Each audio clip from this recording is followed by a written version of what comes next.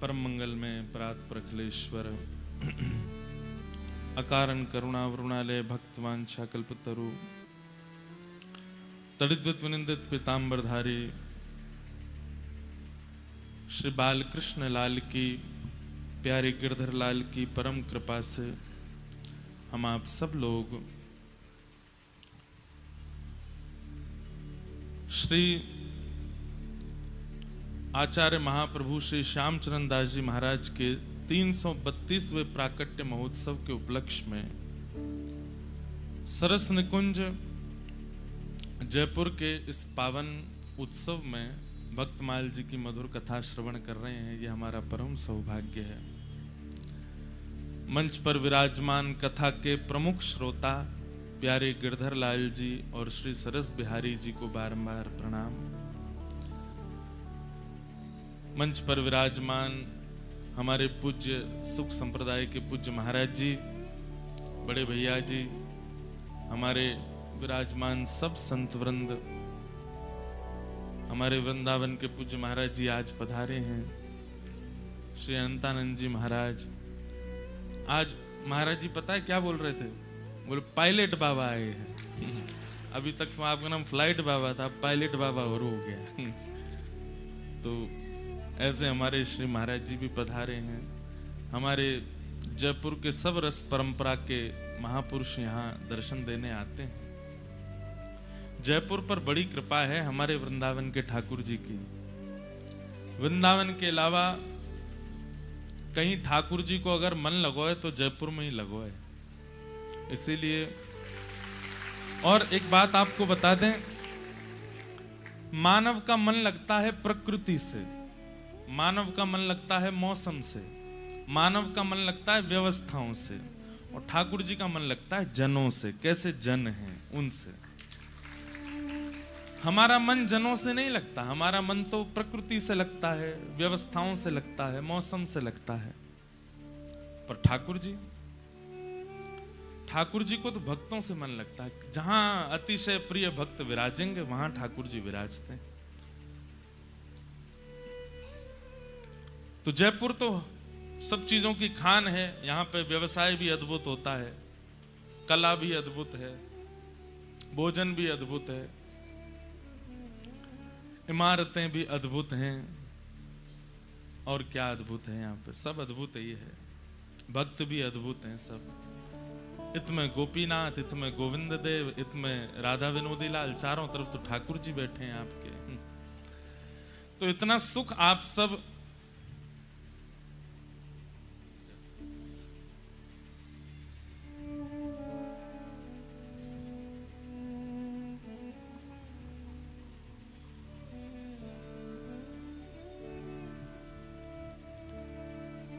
इतना सब सुख है यहाँ पर। आप सब लोग बड़े भागी हैं कि राधा गोविंद देव प्रभु आपके बीच विराजते हैं। कल मैं एक बात कहते कहते रह गया था। कुंज निकुंज और निभृत निकुंज। कुंज में सबका प्रवेश है, पर निकुंज में आचार्य कृपा से प्रवेश मिल जाता है। जैसे कई विवाह होते हैं, उसमें सब जा सकते हैं। घर में भोजन बनाने का मन नहीं हो तो चले जाओ, वहीं खाए आओ। थोड़े अच्छे कपड़े पहन के जाओ तो लगेंगे लड़की वाले होंगे लड़का वाले।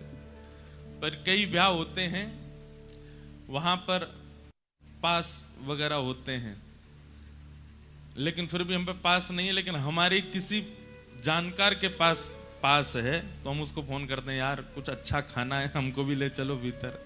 तो वो द्वार पे आ जाता है, गार्ड वगैरह, ये हमारे साथ ही हैं, इनको आपका पास, बोले ये देखो, अच्छा तो आपके साथ इनको भी ले जाओ। लेकिन कई ब्याह कैसे होते हैं, बोले निवृत्त निकुंज, वहां पे कोई है ही नहीं, छोरा छोरी दोनों ने ब्याह कर लियो बस, और किसी का प्रवेश नहीं है। ऐसे ही कुंज निकुंज और निवृत्त निकुंज। कुंज में सबका प्रवेश हो जाता है, पर निकुंज में आचार्यों का प्रवेश है, और आचार्य कृपा जिस पर करते हैं उसका प्रवेश हो जाता है। पर निवृत्त निकुंज में जिनको प्रियालाल जी चाहेंगे वही आ सकते हैं और कोई नहीं। आपके जयपुर में कुंज हैं श्री गोविंद देव जी, निकुंज हैं श्री गोपीनाथ जी। कुंज गोविंद देव जी इसलिए क्यों, गोविंद जी सब पहुंच जाते हैं, सबको पता है जयपुर में राज करें राधे गोविंदा। अच्छा, कुंज है गोविंद देव जी। अच्छा, इनमें कोई ये मत सोचना कि फर्स्ट ग्रेड है सेकंड ग्रेड, नहीं है, ये सब एक ही ग्रेड हैं, इनको ऊंचा नीचा मत समझिएगा। गोविंद देव जी हैं कुंज, वहां सब जा सकते हैं। जैसे हमारे वृंदावन में बिहारी जी वो कुंज हैं, वहां सब जाते हैं। पर आपके जयपुर का निकुंज है गोपीनाथ जी और कनक वृंदावन में विराजमान श्री राधा माधव जी।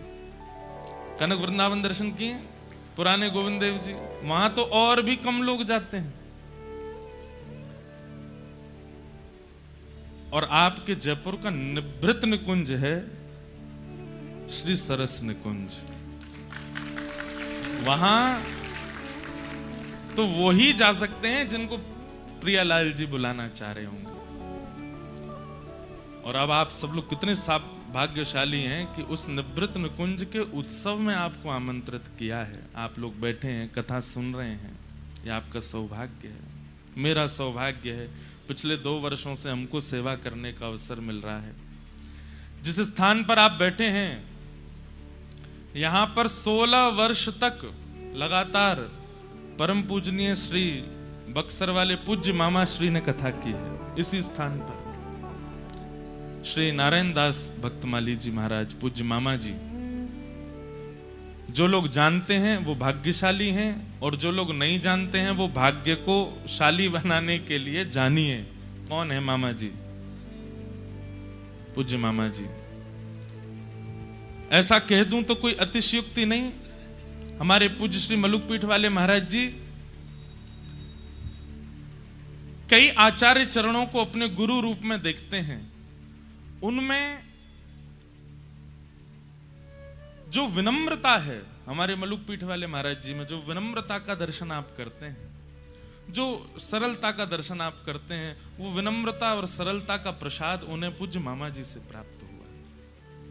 ऐसे हमारे श्री बक्सर वाले मामा जी वो यहाँ 16 बार कथा कर चुके हैं। सरस निकुंज के उत्सव में 16 बार उनकी कथा हुई, और भी हुई होंगी। हमारे मलुकपीठ वाले महाराज जी अनेक कथाएं कर चुके। 2 वर्षों से दास को यह सौभाग्य प्राप्त हो रहा है। आज जिनके विषय में हमारे भैया जी अभी बता रहे थे, आज यहां आचार्य परंपरा के ही हमारे श्री जुगल माधुरी शरण जी का प्राकट्य उत्सव है। उनका आज जन्म दिवस है। तो वैसे तो पूरी परंपरा बहुत विस्तृत है, हम भी बहुत समझते हैं, सुनते हैं, तब जाकर के हमें थोड़े थोड़े भाव पता लगते हैं। पर जो संक्षिप्त भाव मुझे पता है वो मैं आपको बताऊं। श्री बलदेव दास जी महाराज, जिनके सेव्य हैं श्री सरस बिहारी जी, जिनका सरस निकुंज में दर्शन होता है। बहुत ध्यान से सुनिएगा, कौन? श्री बलदेव दास जी महाराज। उन्हीं के सेव्य ठाकुर जी विराजमान हैं सरस निकुंज में। आप श्री 5 वर्ष की आयु में, जैसे ध्रुव और प्रहलाद गृह त्याग करके चले गए, उस आयु में घर छोड़ करके माता पिता को बस प्रणाम करके निकल गए। और श्री द्वारिकाधीश का दर्शन करने के लिए जब गुजरात पहुंचे तो बाल स्वभाव, सरल स्वभाव, ठाकुर जी पर्दा लगा हुआ था, ठाकुर जी का राजभोग आया था द्वारिकाधीश जी का। तो आजकल तो बैरिकेडिंग लगा दी जाती है, बहुत सिक्योरिटी रखी जाती, कोई आगे ना आवे, अप्रस की बड़ी मर्यादा रखी जाती। ध्यान से सुनिएगा। लेकिन प्राचीन काल में एक तो दर्शनार्थी भी कम होते थे और लोग बड़े मर्यादित भी रहते थे, इसलिए मंदिरों में ज्यादा सिक्योरिटी और ये सब नहीं होता था। तो राजभोग हो रहा था, द्वारिकाधीश जी का केवल पर्दा लगा हुआ था। और श्री बलदेव दास जी महाराज आप दर्शन कर रहे थे, छोटे से थे, तो पर्दा लगा तो इनको लगा पता नहीं पर्दे के पीछे क्या हो रहा है, ये ठाकुर जी पर्दा लगा के क्या कर रहे हैं भीतर। तो छोटे बालक थे, पुजारी इधर उधर हुए, ये भीतर घुस गए, और जैसे ही पर्दा के भीतर जाके देखा तो साक्षात श्री द्वारिकाधीश जी और रुक्मणी जी एक थाल में बैठ करके प्रसाद पा रहे थे और आप दोनों चकित रह गए। और ये छोटे से सामने खड़े होकर के श्री प्रियालाल जी का दर्शन कर रहे थे। तब रुक्मणी जी और द्वारिकाधीश जी ने कृपा करके, जैसे कोई बालक हम भोजन पा रहे हो तो पास आ जाता है, तो हम अपनी थाली में से कुछ दे देते हैं, तब ठाकुर जी ने अपनी थाल का प्रसाद इनको प्रदान किया अपने हाथ से।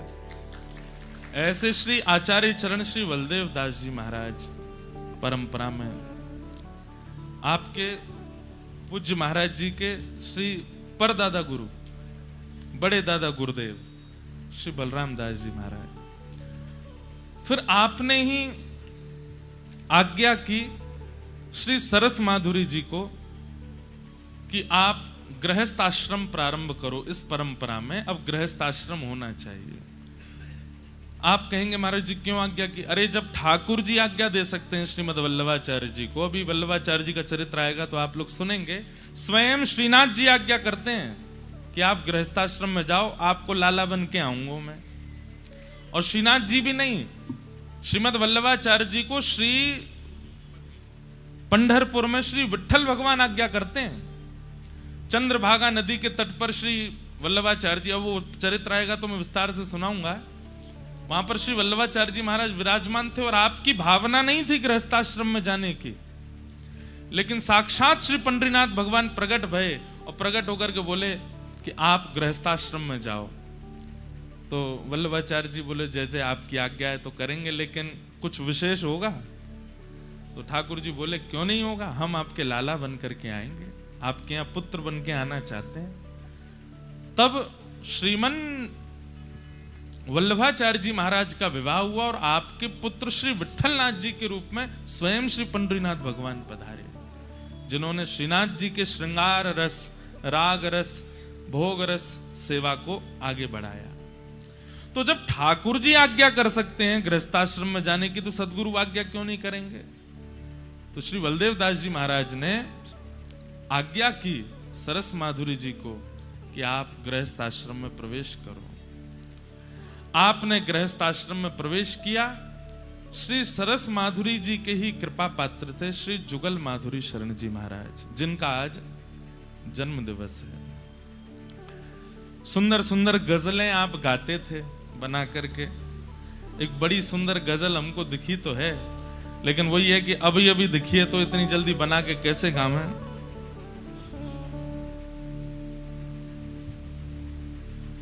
लेकिन शब्द सुनिएगा।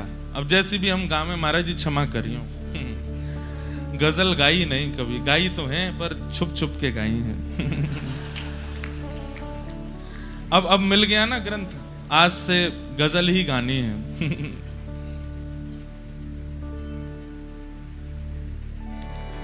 कहां जाओगे दिल से अरमान निकल के।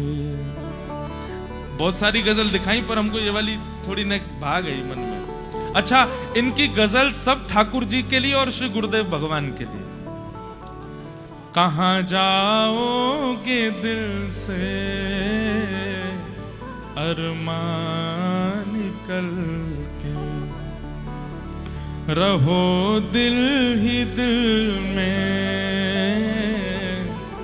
रहो पर संभल के। नवाज़े यूं ठुकराए उनकी है मर्जी, या तो मेरे हृदय को स्वीकार करें या ठुकरा दें, उनकी मर्जी है। मेरा काम प्रस्तुत करना है, मैं प्रस्तुत करूंगा। स्वीकार करना और अस्वीकार करना ये उनकी मर्जी है। यही तो, इसी को कहते हैं भक्त, इसी को कहते हैं वैष्णवता। जिद नहीं करनी है, बुरा नहीं मानना। शायद एक बालक यहां बैठा भी होगा, 2-4 बालक 5 उस सीकर से ही लगे, महाराज जी दीक्षा दो, दीक्षा दो, दीक्षा दो, हर दिन दीक्षा दो, दीक्षा दो। ऐसे नहीं होता। आपका काम एक बार प्रार्थना करना है, देना ना देना ये गुरु की मर्जी है। आपका काम एक बार गोविंद देव जी से प्रार्थना करना है। हम आपसे एक बात, थोड़ा ने कम करो भाई, नए हल्को हल्को कम कर दो। हमारी बात मान लीजिए, या तो हमारी आवाज बढ़ा दो या इनकी कम कर दो, ऐसा कुछ कर दो। क्या बता रहा था मैं? पीछे पड़ना प्रेम नहीं होता।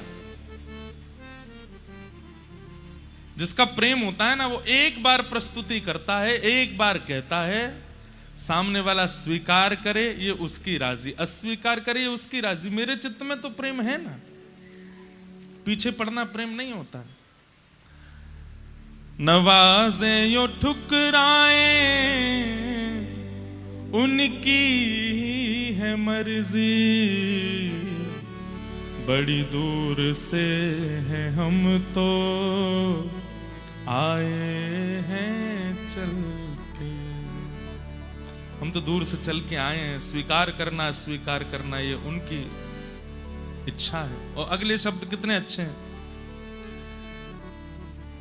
रहे टेढ़ा टेढ़ा हो कितना भी सीधा, रहे टेढ़ा टेढ़ा हो कितना भी सीधा, ना निकलेगा हरगिज यह बल मन का जल के, ना निकलेगा हरगिज यह बल मन का जल के। कहाँ जाओगे दिल से अरमान करके, जलाओगे गर हमको हम भी धुआं हो। अगर आप हमें अस्वीकार करोगे तो हम जलेंगे, और जलेंगे तो जलने के बाद की प्रकृति होती है धुआं बन जाना। जलाओगे गर हमको हम भी धुआं हो, पहुंच जाएंगे तुम तलक बन के हल्के हल्के। अगर आप हमें स्वीकार कर लोगे तो हम जैसे हैं वैसे प्राप्त हो जाएंगे, और अस्वीकार करोगे तो हम जल जल करके धुआं बन जाएंगे, और फिर हल्के धुआं बन के तब आ जाएंगे। आपको छोड़ेंगे नहीं हम। आहा। सरस तो जुगलियों समा जाए दिल में, सरस तो युगलियों समा जाए दिल में, जो छल के द्रगों से, जो छल के द्रगों से सरस रस ही छल के, जो छल के द्रगों से सरस रस ही छल के। सरस तो जुगलियों समा जाए दिल में, मतलब मेरे गुरु मेरे चित्त में ऐसे समा जाएं कि नेत्रों से अश्रु भी निकले ना तो वो भी सरस ही निकले। ऐसे श्री जुगल माधुरी शरण जी के आज प्राकट्य दिवस की आप सबको बधाई हो, बधाई हो, बधाई हो। और आश्चर्य की बात सुनो, श्री जुगल माधुरी शरण जी जब आपके गुरुदेव भगवान का परम पद हुआ, ठाकुर जी में विलीन हो गए, तो आप फिर जयपुर बोले या तुम मैं वृंदावन में रहूंगा, तो वृंदावन चले गए। वृंदावन में जाकर के निवास करने लगे। कालांतर में जब पूज्य महाराज जी, हमारे पूज्य महाराज जी जिनका आप दर्शन कर रहे हैं, आप जब सरस कुंज के गद्दी पर बैठे तब आपकी आयु 15 वर्ष की थी। 15 वर्ष की आयु में महाराज जी 15 वर्ष के बालक मोह धोनो ना जाने, लेकिन हमारे महाराज जी देखो 15 वर्ष की आयु में सरस निकुंज को संभाले। तो जब आप 15 वर्ष की आयु में विराजमान हुए तब आपने श्री जुगल माधुरी शरण जी को पत्र लिखा, जिनकी गजल हम अभी बोल रहे थे, इनको पत्र लिखा वृंदावन में कि प्रथम उत्सव हो रहा है, आप आचार्य उत्सव में पधारिए। तो जुगल माधुरी शरण जी बोले कि हमने एक प्रण लिया है कि या तो प्राण वृंदावन में त्यागेंगे और जयपुर में भी त्यागेंगे तो बाहर नहीं त्यागेंगे, सरस निकुंज में ही त्यागेंगे। तो हम आ तो जाएंगे लेकिन आप आचार्य उत्सव ऊपर ना करके नीचे ही कीजिएगा। तो आपने पत्र लिख करके कहा हम नीचे ही करेंगे, आप आओ। तो आप श्री वृंदावन से सरस निकुंज पधारे और सरस निकुंज में आचार्य उत्सव रात्रि जागरण चल रहा था। यह अनुभव तो हमें पूज्य मलुकपीठ वाले महाराज जी ने भी बताया। बोले इंद्रेश जी, सरस निकुंज में जब जागरण होता है उस समय अगर थोड़ी देर के लिए नेत्र बंद होते हैं तो ऐसा अनुभव होता है कि साक्षात श्री प्रियालाल जी पधारे हों, साक्षात प्रियालाल जी आए। महाराज जी की वाणी थी। तो रात्रि का जागरण हो रहा था, आपके चरणों में दिक्कत थी, उठ सकते नहीं थे, लेकिन पता नहीं कैसा आपको आवेश आया, खड़े हो गए और पहले ही सब अपने परिवारी जनों को बुला लिया था सरस निकुंज में। और उत्सव में जैसी कोई धुन प्रारंभ हुई होगी तो नृत्य करने के लिए आप खड़े हुए और इशारा करके कहा पैरों में घुंघरू बांधो, हाथों में कड़ूला लगाओ, सिर पर सुंदर चुनरी ओढ़ करके और बिल्कुल सहचरी भाव में आकर के नृत्य करते करते करते श्री सरस निकुंज के ही भीतर प्रांगण में आपने श्री प्रियालाल जी के चरणों को प्राप्त कर लिया। वहीं ठाकुर जी के चरणों में विलीन हो गए। ऐसे श्री जुगल माधुरी शरण जी महाराज। भैया, ये भक्तमाल की कथा हम सुन रहे हैं, ऐसे आचार्यों के बीच में बैठे हैं। हमारा कितना बड़ा सौभाग्य है कि हम ऐसे महापुरुष के सन्निकट बैठ के उनका दर्शन करते हुए कथा कह रहे हैं, सुन रहे हैं। ऐसी आचार्य प्रणाली में बैठे हैं। बस इनसे यही बधाई मांगेंगे कि हे महाराज जी, इस सरस सिंधु की, सिंधु मतलब समुद्र, इस सरस सिंधु की बिंदु मुझसे लेकर के यहाँ आए जितने भी ये बालक हैं, जितने भी श्रोता हैं, सब पे नेक नेक आप छिड़काए दियो, ताकि उस प्रेम का एक बिंदु हमारे चित्त में भी आ जाए। जिस प्रेम के सिंधु में आप निवास करते हैं, आप अपने प्रियालाल जी को आनंद कराते हैं। इसीलिए मैं जो उपमा दे रहा हूं इसमें कोई अतिशयोक्ति नहीं। आपके जयपुर का निभृत निकुंज है श्री सरस निकुंज स्थान। वहां पर सबका प्रवेश नहीं है। भीड़ लगाए मत दियो, कल पतो चली मैं इतने पहुंच गए कि मैं जगह ही नहीं बच रही है। ऐसे नहीं जाइएगा कि महाराज जी ने कहा है तो हमको जाना है। हम कोई प्रमोशन करने नहीं आए यहाँ पे हैं। प्रमोशन तो वैसे बहुत हो जाते हैं। जिस दिन चित्त में ऐसी इच्छा होना कि बस जाना ही है, अब देखे बगैर रहना नहीं, वहां विराज करके प्रियालाल जी का तभी जाइएगा।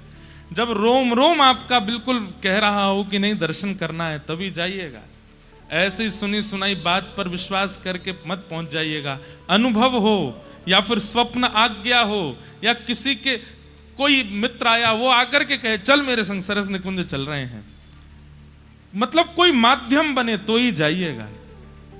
नहीं तो मुझे भी बहुत भय लगता है रस सिद्ध स्थानों के ज्यादा प्रकाश करने में, क्योंकि भीड़ हो जाती है फिर। वैसे तो ठाकुर जी को अच्छा ही लगता है जब भीड़ आती है ना। हमारे लाल जी आरसी देखते हैं ना, काय को देखें, वो श्रृंगार कराते ही इसीलिए कि मैं सबन के बीच में जाऊंगा, मुझे देख करके सब खुश होंगे, मेरे कुंडल देख के, मेरी पगड़ी देख के, मेरी धोती देख के, मेरी माला देख के सब कछु कछु भाव प्रकट करेंगे, वो मेरी जय जयकार करेंगे और मुझे देख के सब आनंदित होंगे, सबके चित्त में आनंद होएगा, ठाकुर जी को सुख मिलता है।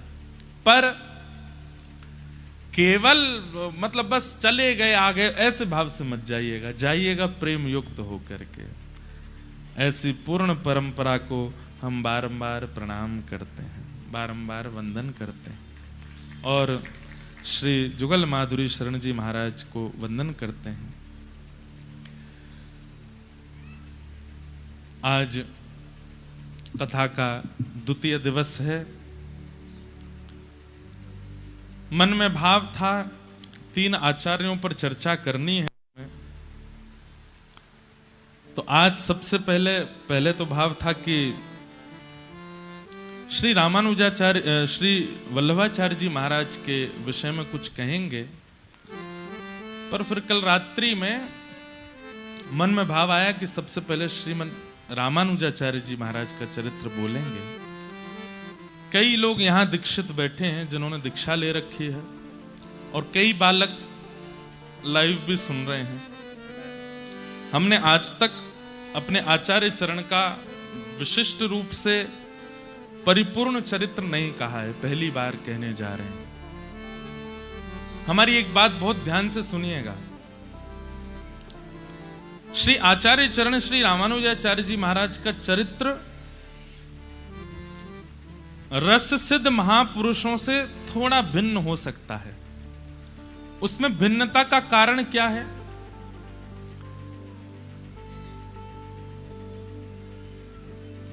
हम लोग एक बात कहते हैं ना कि जैसे संपन्न माता पिता होते हैं, अगर आप देखने के लिए जाओगे तो हो सकता है आपके दादाजी या परदादाजी इतने संपन्न नहीं रहे होंगे, उन्होंने मेहनत करके संपन्नता प्रदान करवाई। ठीक वैसे ही हमारे भारत भूमि में जितने भी रस सिद्ध संत हुए, वो रस का अनुभव इसलिए कर पाए क्योंकि उनसे प्राचीन आचार्यों ने खूब लड़ करके, वेदों की बातें कह करके, भाष्य लिख लिख करके हमारे इस पूरे भाव को सुरक्षित रखा। अब आपको जान करके आश्चर्य होगा, एक आचार्य चरण का नाम आपने सुना हो, श्री बोपदेव जी महाराज। बोपदेव जी महाराज नहीं सुना? अब आपको बताएं वे कौन थे। बोले कि मुगल काल में हम सब के जो वैदिक शास्त्र हैं उनको जला दिया गया। एक ऐसी पाठशाला थी, एक ऐसी पुस्तकालय था जहां पर हमारे सारे ग्रंथ सुरक्षित थे, और उसको जब मुगल आक्रांताओं ने जला दिया तो वहां पर पांडुलिपि में श्रीमद् भागवत जी विराजमान थी, वे भी अंतर्ध्यान हो गए। और जब लोगों को यह बात पता चली कि श्रीमद् भागवत महापुराण अंतर्ध्यान हो गए, तो हाहाकार मच गया वैष्णव समाज में। लोग रोने लगे कि अब भागवत जी का आश्रय कैसे लेंगे हम। तब श्री बोपदेव जी महाराज आए और वो बोले, मुझे पूरी कंठस्थ है, मुझे पूरी याद है, एक एक श्लोक मुझे याद है, 18,000 श्लोक मैंने कंठबद्ध कर रखे हैं, मैं बोलता हूं लिखो। और तब उन्होंने भागवत जी की रचना करवा करके पुनः हम लोग को लिपिबद्ध प्राप्त करवाई। ऐसे ऐसे आचार्य चरण हुए हैं। उस काल में आज से लगभग 1000-1500 वर्ष के अंतराल के पीछे हुए थे श्रीमन रामानुजाचार्य जी महाराज। तो रामानुजाचार्य जी का जो चरित्र है वो थोड़ा ज्ञान परक है। वहां पर थोड़ा वेदवाणी, शास्त्रवाणी थोड़ी ज्यादा है, लेकिन आपको ये श्रवण करनी चाहिए और श्रवण करनी ही पड़ेंगे। भैया यहाँ अगर जगह नहीं मिल रही हो ना, तो वहां पीछे भी एक है जगह, वहां पे बैठ जाइए। अगर इधर कोई आ रहे हो, जगह नहीं मिले, तो वहां इधर भी जगह है, इधर भी एक गली है, उसमें भी जगह है, वहां बैठ जाना। हाँ, खोर सांकरी ये तो राजभूमि है गई, वो निकुंज गली है भीतर, वहां पे भी जगह है। कच्छ गोपी वहां बैठ जाओ। ठाकुर जी राज करते करते महू आ जाएंगे। गली में ही फंसे, यहाँ ते तो भाग जाएंगे, गली ते तो भगो नहीं पाएंगे, तो गली में बैठ जाओ। कई लोग सोच रहे होंगे हमको सन्मुख बैठना है, तो गली में क्या बैठे, टीवी पे क्या देखें। ये तो बड़ा रासमंडल है, यहाँ से तो ठाकुर जी इधर उधर भाग भी सकते हैं, गली ते तो फंस जाएंगे, वहां ते कहां भागेंगे। गली में बैठो तो वहां बैठ के कथा सुनोगे तो कथा फंस जाएगी भीतर, निकलेगी नहीं। एक तो हमारे श्री लोकेश भैया से कल हमने कही, एक कॉपी दो, हमको कुछ लिखना है। ऐसी कॉपी लाके दी, उस पर बाहर लिखा है, तू बाहर मिल। अब लिखते लिखते जैसे ये कॉपी बंद होती है, मैं लिखी, जय हो आचार्य चरणों की वाणी लिख रही है, इसमें हम लिख रहे हैं जगह जगह ग्रंथों से भाव निकाल करके, और जैसी कॉपी बंद करता हूं तू बाहर मिल। भैसा लग जाता है कि कहीं आचार्य चरणी तो नहीं करे, तू बाहर मिल। लेकिन इसमें एक दूसरा भाव भी है।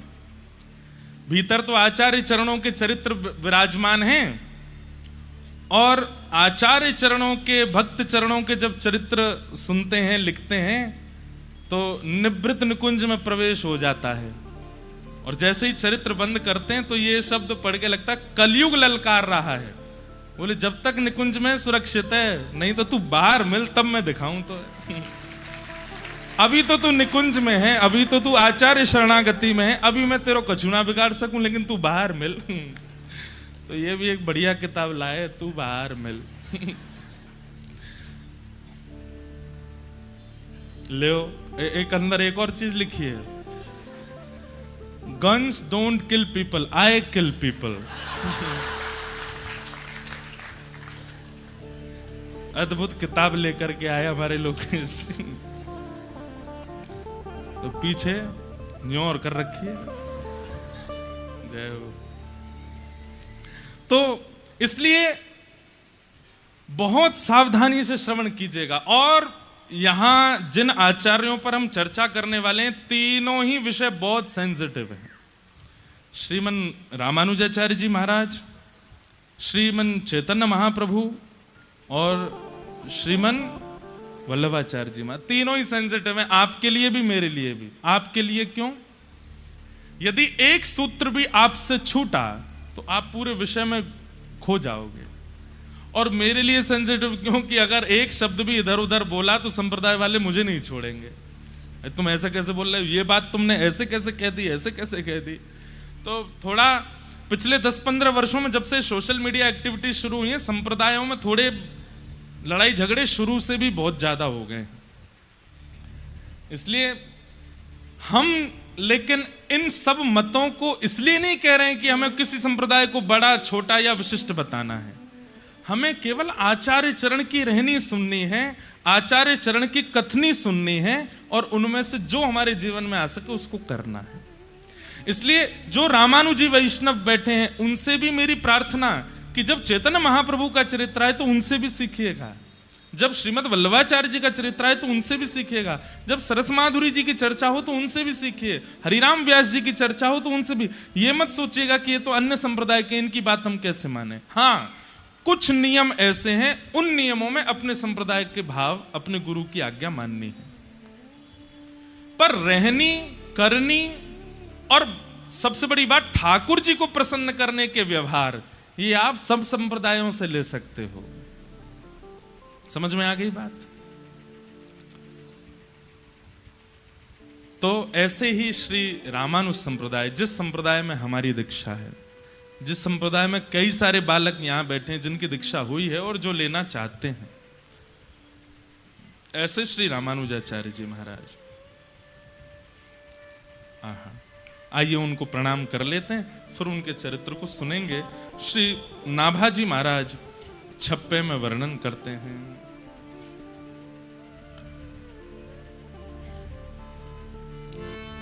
संप्रदाय शिरोमणि, संप्रदाय शिरोमणि, संप्रदाय शिरोमणि, संप्रदाय शिरोमणि। दूसरा छप्पे खुल गए हो, अब खुलो रामानुजाचार्य जी को। मैंने की ये तो रामानुजाचार्य जी का, कोई और छप्पे खुल गया था, अब आया रामानुजाचार्य जी। सहस आश्य उपदेश करे, जगत उधारण जतन कियो। सहस आश्य उपदेश करे, जगत उधारण जतन कियो।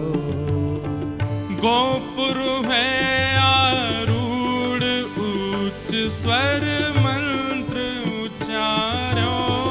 गोपुर है आरूढ़ उच्च स्वर मंत्र उच्चारो। हे गोपुर है आरूढ़ उच्च स्वर मंत्र उच्चारो।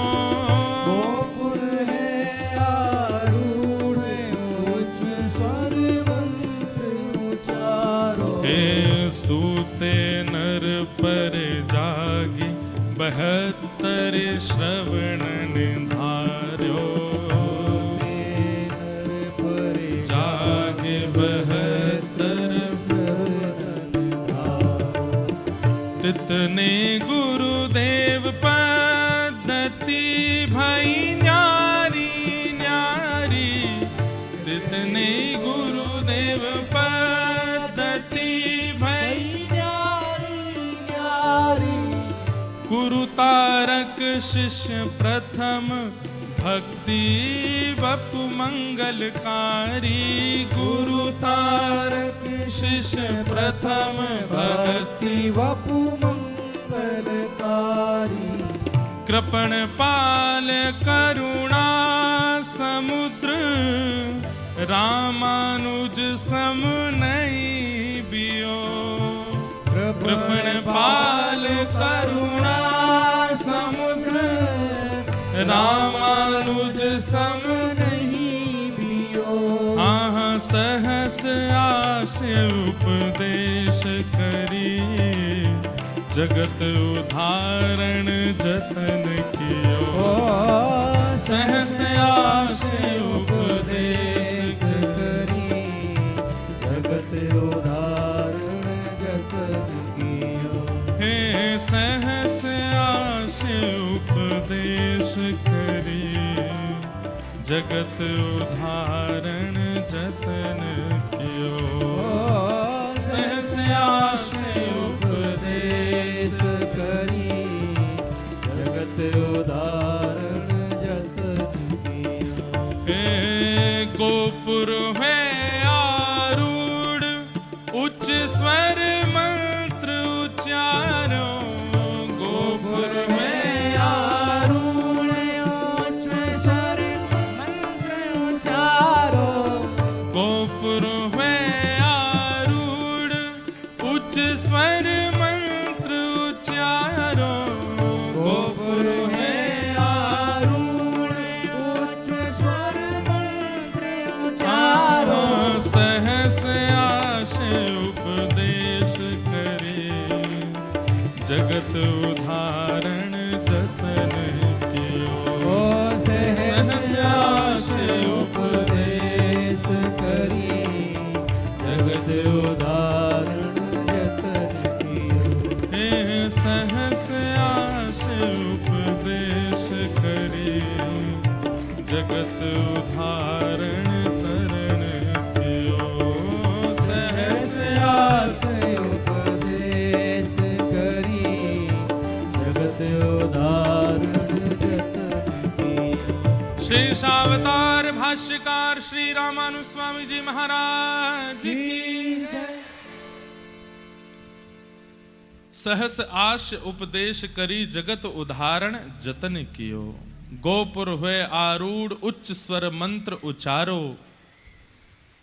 सूते नर परे जाग 72 श्रवण निधारो तितने गुरुदेव पद्यति भई न्यारी न्यारी गुरु तारक शिष्य प्रथम भगति बपु मंगलकारी कृपण पाल करुणा समुद्र रामानुज सम नहीं बियो सहस्य आश उपदेश करी जगत उदाहरण जतन कियो। सबसे पहली बात भक्तमाल की कथा है, इसलिए एक एक भाव बहुत विस्तृत रूप से आचार्य चरणों का प्रस्तुत हो ये जरूरी नहीं है।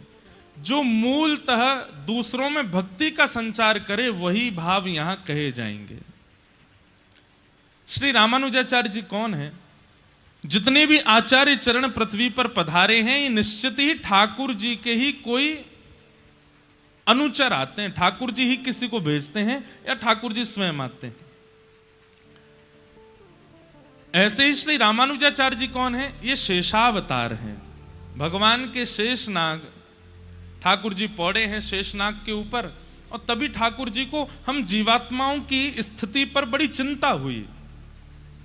तो सबसे समीप रहने वाले श्री शेषनाग भगवान बोले कि भगवान आप बड़े चिंतित लग रहे हैं, क्या बात है? तो ठाकुर जी कहते हैं कि हमको जीवात्मा पर बड़ी दया आती है कि इनका उद्धार कैसे होगा, इनका कल्याण कैसे होगा। तब शेषनाग भगवान बोले आप आज्ञा करें। बोले आज्ञा तो कुछ नहीं है, बस हम आपसे एक ही चीज चाहते हैं कि आप जाइए। आप हमारे बहुत समीप रहते हैं, हम पूरे दिन आप पर ही पड़े रहते हैं, आपको हमारा बड़ा सामीप्य प्राप्त है, तो निश्चित ही आपकी क्रिया हमसे मिलती जुलती होगी और हमसे विशिष्ट भी हो सकती है। तो कृपा कर आप पृथ्वी पर जाइए और जीव कल्याण कीजिए। तब श्री वैष्णव परंपरा में श्री रामानुज स्वामी जी महाराज का आज से लगभग 1000 वर्ष पूर्व प्रादुर्भाव हुआ और उन्होंने भक्ति की रक्षा के लिए शास्त्र सम्मत बातें कह करके और उस काल के जो लोग धर्म शास्त्रों को विध्वंस करने में लगे थे उनसे लड़ करके अपनी बातें रख करके हमारे वैदिक सनातन धर्म और श्री वैष्णव परंपरा को सुरक्षित किया। लेकिन हम आचार्य चरणों के संपूर्ण चरित्र से पूर्व इस परंपरा के प्रथम आचार्य के भाव से प्रारंभ करेंगे। बहुत ध्यान से सुनिएगा, हम जगह जगह से भाव ढूंढ ढूंढ के लाए हैं, आप सबके बीच में कह सकें, बता सकें। बहुत सावधानी रखिएगा।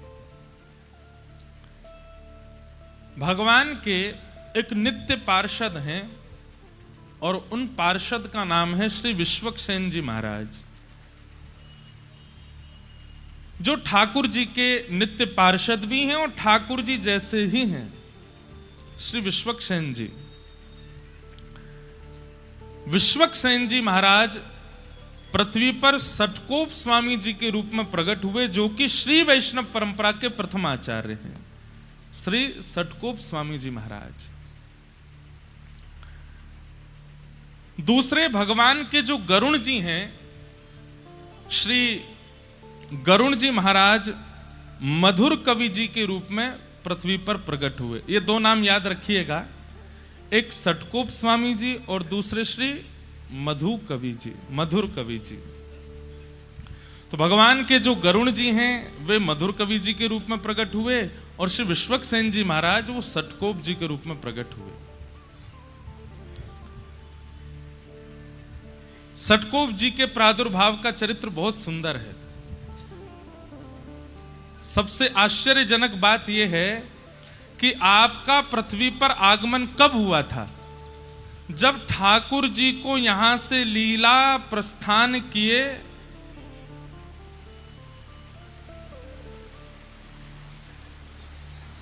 लो,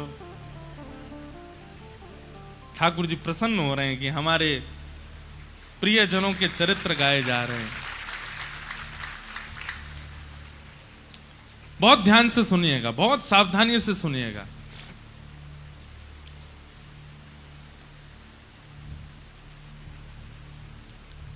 दक्षिण भारत में अधिकतर हमारी संप्रदाय विस्तृत है, उत्तर भारत में इतनी विस्तृत नहीं है। उसके पीछे भी कारण है कि हमारे श्री वैष्णव संप्रदाय के अधिकतर ग्रंथ या तो तमिल भाषा में हैं या फिर प्योर संस्कृत में है। हिंदी काव्य में उनका इतना अनुबंध नहीं है, इसलिए उत्तर भारत में श्री वैष्णव परंपरा इतनी विस्तृत नहीं है, पर फिर भी बहुत विस्तृत है। दक्षिण भारत में जाएंगे तो वहां अन्य संप्रदाय आपको दिखेंगी ही नहीं। वहां हर जगह मंदिर में आपको लाल श्री तिलक दिखेगा, श्वेत ऐसे तिलक दिखेगा, अधिकतर यही संप्रदाय का स्वरूप आपको दिखेगा। और श्रीमद् भागवत जी भी इस बात की पुष्टि करती है कि भक्ति का प्रादुर्भाव दक्षिण में होता है। उत्पन्ना द्रविड़ेशाहम वृद्धिम कर्णाटके गताम क्वचित क्वचिन महाराष्ट्रे गुर्जरे जीर्णताम गतः। तो दक्षिण भारत में एक राजा हुए, उनका नाम था करिमारन। तो श्री करिमारन राजा जो थे, ये राम नाम में बड़ी निष्ठा थी इनकी, राम राम राम राम जपते ही रहते थे। इनकी पत्नी का नाम था रानी उड्डयनंगई, दक्षिण भारतीय नाम है उड्डयनंगई। तो करिमारन राजा और इनकी पत्नी रानी उड्डयनंगई, ये दोनों भगवत परायण भक्त थे। राजा दिन रात राम नाम के आश्रय में ही रहते थे। रानी अपने पति के आश्रित रहती थी। एक दिन दोनों राजा और रानी कहीं जा रहे थे मार्ग में, तभी आपको शंख चक्र गदा पद्मधारी श्रीमन नारायण भगवान का एक सुंदर मंदिर दिखाई दिया। बहुत सावधानी से सुनिएगा। बड़े हमने कहा ना भागवत जी में इधर उधर देख लो तो कोई बात नहीं है, पर भक्तमाल जी का तो एक एक शब्द सुनिए, नहीं तो आपके चित्त से भाव जा सकता है। तो एक बार आप दोनों जा रहे थे, तभी आपने देखा कि एक मंदिर में सुंदर श्री विग्रह ठाकुर जी का विराजमान है, और उस विग्रह को देख करके रानी वहीं रुक गई। राजा तो दंडवत करने लगे, प्रणाम करने, पर रानी के नेत्र खुले रह गए ठाकुर जी का रूप लावण्य देख करके। रूप देख करके, स्वरूप देख करके रानी नेत्र झपकना भूल गई। राजा ने कहा, देवी क्या हुआ? रूप देखिए कितने सुंदर हैं ठाकुर जी। बोले कुछ मांग लो ठाकुर जी से। तो रानी ने क्या कहा? पुत्र देहु निज सरस ललाम, कि हे नाथ, आप तो परमात्मा हैं, हम आपको तो गोद में लेके घूम नहीं सकते, पर कृपा कीजिए कि आप जैसा ही पुत्र मुझे प्राप्त हो। आप जैसे रूप हैं, आपके जैसी भुजाएं हैं, आपका जैसा स्वरूप है, ऐसा ही पुत्र मेरे जीवन में आ जाए जिसको मैं गोद में खिला सकूं। ठाकुर जी से पुत्र की याचना इतने भाव से की थी कि रात्रि के समय जब राजा रानी दोनों सोने के लिए गए, तो रानी के स्वप्न में ठाकुर जी प्रकट हो गए, और प्रकट होकर के कहा कि आज आपने इतनी भावना से, आपके शब्दों में इतनी याचना थी, इतनी करुणा थी कि मैं देने से स्वयं को रोक नहीं पा रहा हूं। इसलिए मैं अपने नित्य पार्षद, जो बिल्कुल मेरे जैसे ही हैं, श्री विश्वक्सेन जी महाराज को आपके गर्भ में भेज रहा हूं। वे आपके गर्भ में आएंगे और आप उनको स्वीकार कीजिएगा।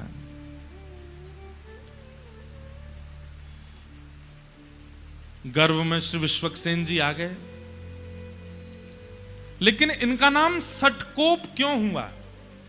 पृथ्वी पर आते इनका नाम सटकोप क्यों पड़ा? उसके पीछे इतनी सुंदर कथा है। श्रीमद् भागवत जी में एक वेद स्तुति आती है, और वहां वेद स्तुति में बताया जाता है कि जब हम लोग अपने मां के गर्भ में होते हैं तो ठाकुर जी से नित्य प्रार्थना करते हैं कि हे ठाकुर जी, एक बार इस गर्भ से मुझे बाहर कर दीजिए, मैं आपको वचन देता हूं, मैं जीवन में इस गर्भ में ना आना पड़े ऐसी कोई क्रिया नहीं करूंगा। लेकिन जैसे ही बालक का जन्म होता है तो गोस्वामी जी कहते हैं कि पृथ्वी पर आते ही माया उसको पकड़ लेती है, माया उसको खींच लेती है। सब लोग इधर ही देखना, सुनना।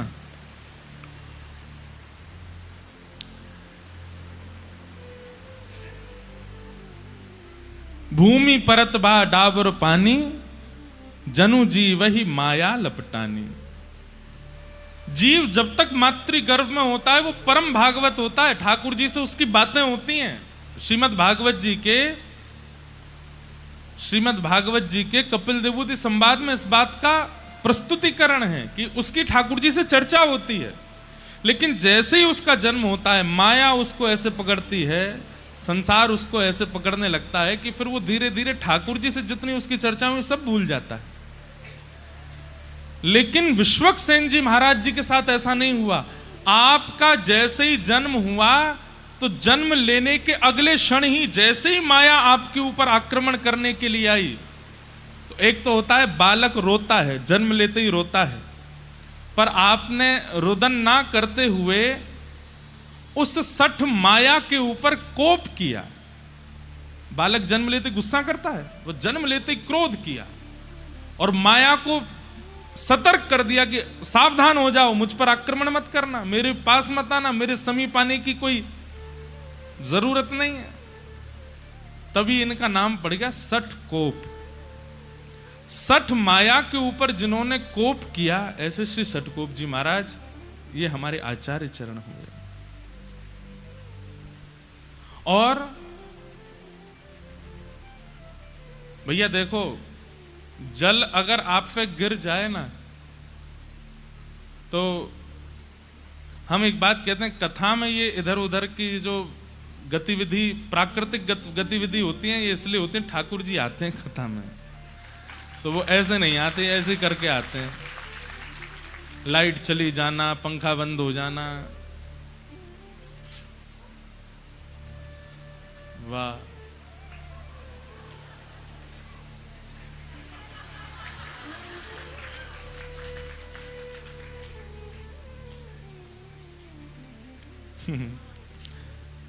आप लोग भी कहेंगे कितना बचाओगे ठाकुर जी को। बाबा इतको आए जाओ।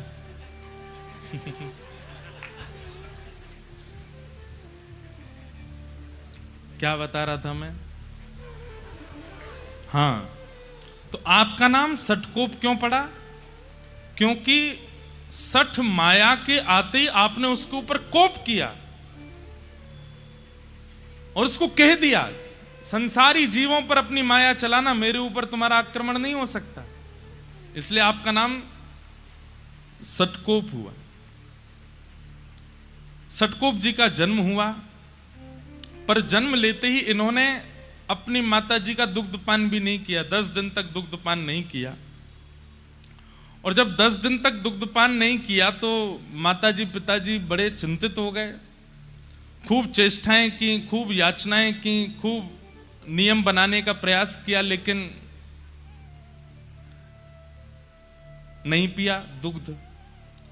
तो माता पिता ने सोचा कि शायद ये बालक जीवित नहीं है, कोई चेष्टा कर नहीं रहा है। तो श्री षटकोप जी को एक पास के मंदिर के एक इमली का वृक्ष था, वहीं नीचे लिटा करके माता पिता वहां से निकल गए।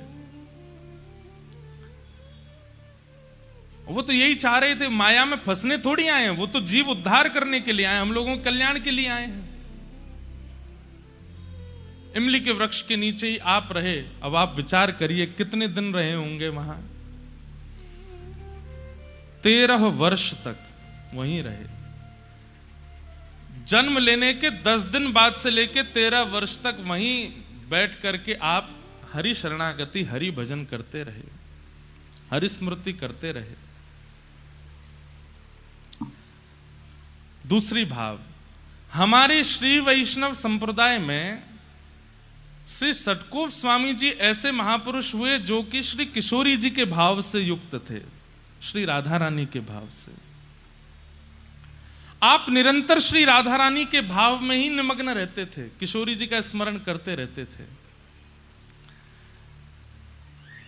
ऐसा कहते हैं कि आपके जो पद हैं वो विशेष रूप से या तो संस्कृत में होंगे या दक्षिणी भाषा में हैं, इसलिए उनका भाव तो गा पाना मेरे लिए मुश्किल था।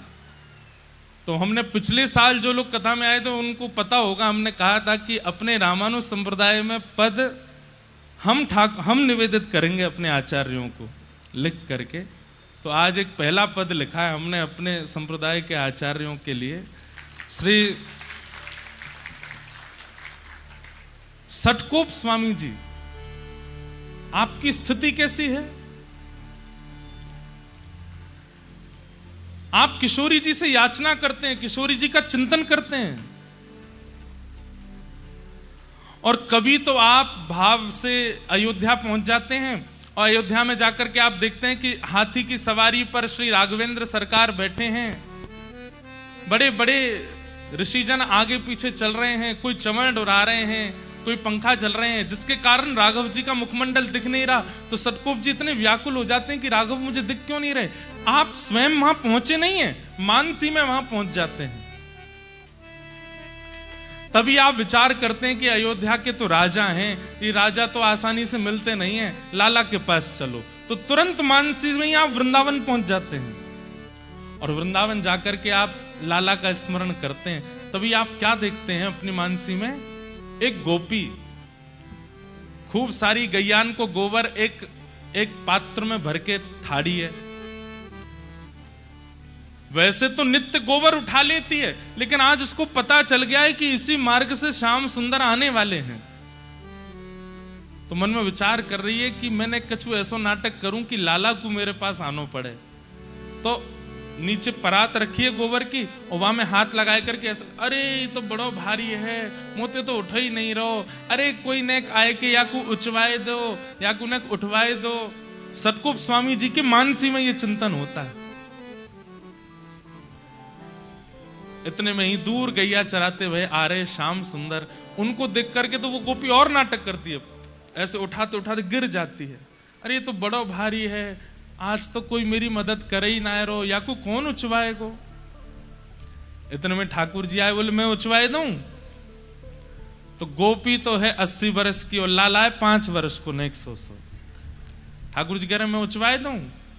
सटकोप स्वामी जी दूर खड़े खड़े देख रहे हैं, और तभी गोपी के हाँ लाला उचवाए थे। तो ठाकुर जी भुजा लगा करके उसमें प्रयास कर रहे हैं उठवाने का, और गोपी से तो उठता बनता है, वो तो जानबूझ के नाटक कर रही है। तो जैसे ठाकुर जी ने हाथ लगाया तो गोपी ऐसे उठाने लगी। इतने में ठाकुर जी मन में विचार किए, मैंने तो जोर ही ना लगाया, वे उठ के से गए हो। ठाकुर जी समझ गए, बोले ओहो जे गोपी नाटक कर रही है मेरे आगे। सो ठाकुर जी ऐसे करते करते, अब वो गोपी देख रही है ठाकुर जी की और चाह रही है गोबर का भाव, और दूर खड़े सटकोप स्वामी जी मानसी में दर्शन कर रहे हैं। और जैसे उचाते उचाते नेक ऊपर लाई, तो इतने में ठाकुर जी उसको दिखा देते हैं, मैंने तो स्पर्श ही ना किया, अपने आप ही उठ रही है। जैसे उठाने लगे तो ठाकुर जी थाड़े के बोले, अरे गोपी तू नाटक क्या कर रही। तो गोपी ने सिर पर, मैंने तो नहीं किया नाटक।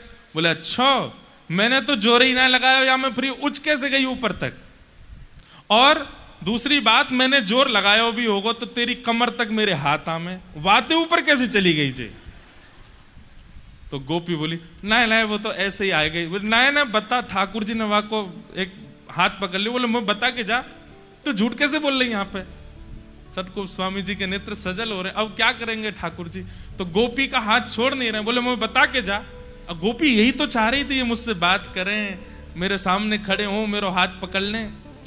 ठाकुर जी जब हल्ला मचाने लगे, मधुमंगल श्रीदामा जल्दी आओ, देखो जे गोपी कैसा नाटक करे। इतने में गोपी वहां से बचवे के काजे अपने जो परात है का जहां में गोबर भरो पड़ो बात टेढ़ो करके ठाकुर जी पे ही डाल दे।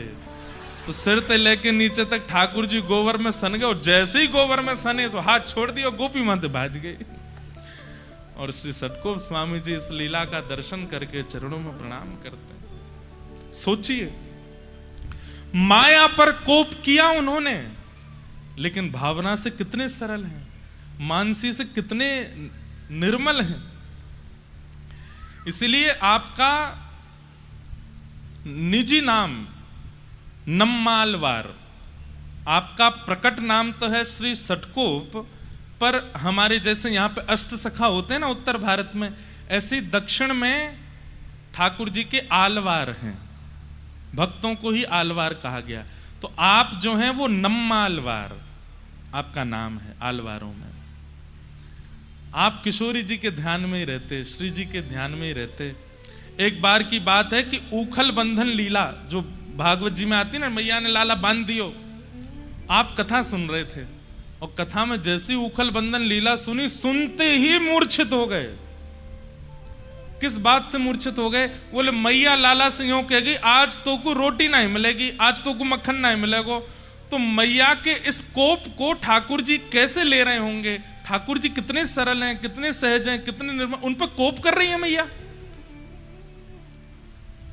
इस भावना को सोचकर के आप वहीं मूर्छित हो गए कि मैया ने लाला उखल में क्यों बांध दिए, इतने कोमल से लाला क्यों बांध दिए। बंधुओं, 1 घंटा 1.5 घंटा 2 घंटा की मूर्छा तो समझ आती है, 6 महीने तक नहीं उठे, मूर्छित ही रहे। लोग उठा करके ले गए, जल का छिड़काव किया, क्या नहीं किया, लेकिन आपकी ध्यान समाधि भावना ऐसी, बस नेत्रों से अश्रु गिरते जा रहे हैं और मूर्छावस्था में 6 महीने तक। फिर 6 महीने बाद किशोरी जी ने ललिता जी से आज्ञा की कि आप जाओ, और श्री ललिता जी आई और उन्होंने आकर के श्री सटकोप स्वामी जी को पुनः चेतना कराई। ऐसे हमारे रामानुज संप्रदाय के श्री सटकोप स्वामी जी महाराज। तो ये जब मैं कथा पढ़ रहा था तो मेरे मन में आई कि एक पद आज सबसे पहले हमारे आचार्य चरणों के लिए गा दें। हम तो ब्रजवासी हैं, और ब्रजवासी बिना पदन के तो रहमे ही ना है, आप सबन को पता है। तब मन में भाव आया कि एक पद हिंदी भाषा में अपने आचार्य चरण को प्रस्तुत कर देते हैं। करी हूँ कृपा कब श्यामा मोह पे, करी हूँ कृपा कब श्यामा मोह पे। श्री सटकोप स्वामी जी गा रहे हैं। अच्छा, एक और बात तो बताने ही भूल गया मैं। जब आपका प्रादुर्भाव हुआ तो बालक जन्म लेते ही रोता है, पर आपके रोने का कारण ये नहीं था कि मुझे दूध पिला दीजिए या बालक को प्रसव पीड़ा हुई है इसलिए वो रो रहा है। नहीं, आप इसलिए रोए क्योंकि भगवान के लीला पूरी करने के मात्र 15-20 साल बाद ही आपका जन्म हुआ था। श्री कृष्ण धरा धरती से लीला पूरी करके चले गए और ठाकुर जी के जाति कलयुग प्रारंभ हुआ, और कलयुग के प्रारंभ होने के 15-20 साल के अंतराल में ही आपका जन्म हुआ है। तो आप इसलिए रोए कि मेरा जन्म इतने साल पहले क्यों नहीं हुआ, जब ठाकुर जी पृथ्वी पर थे तब मैं क्यों नहीं आया। ये मेरा दुर्भाग्य कि मैं आज क्यों आया हूं, ये इतना समय क्यों लगा मुझे आने में। तो आचार्य चरण का भाव है और उन्होंने ही चित्त में दिया है। सब लोग गाइएगा।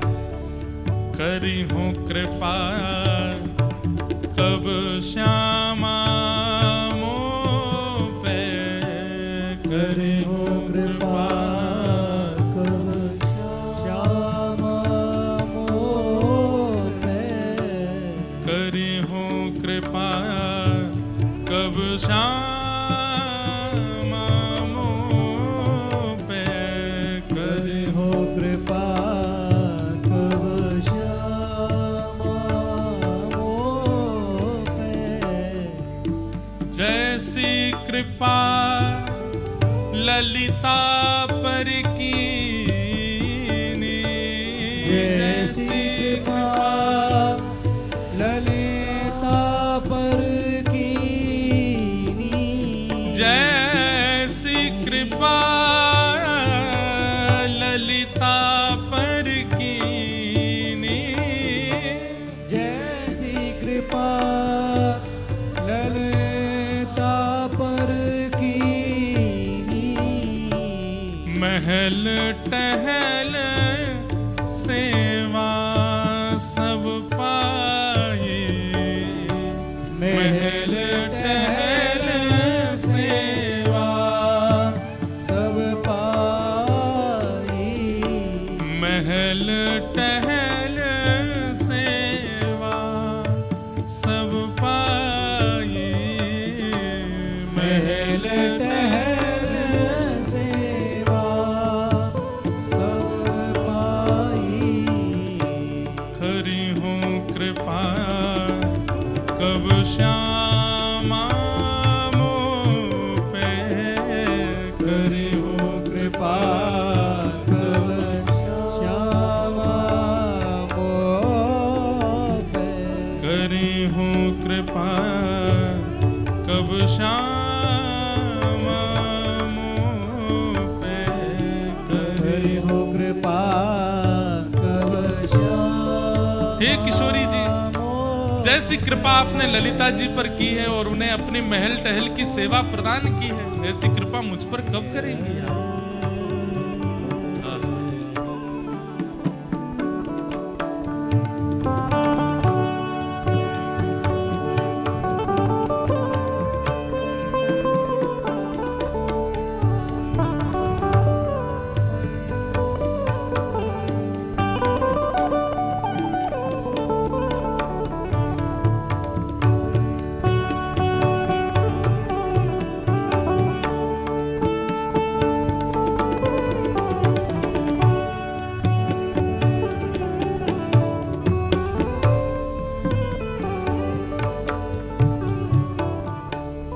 जैसी कृपा विशाखा सो करी, जैसी कृपा विशाखा सो करी। जैसी कृपा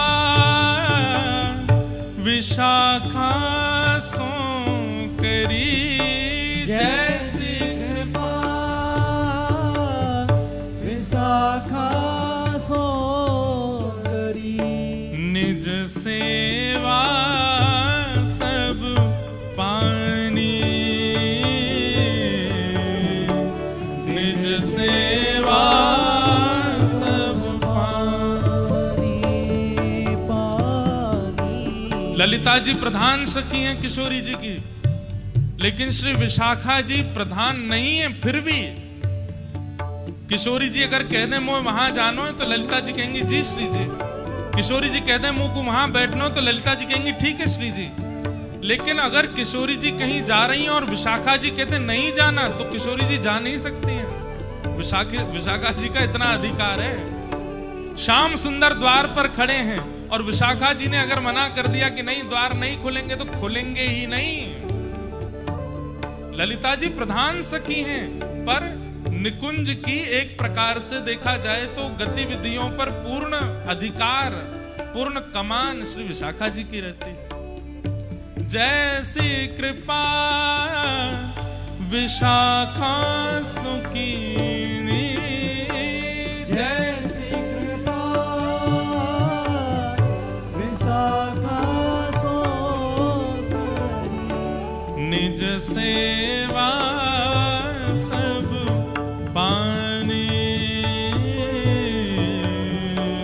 निज सेवा सब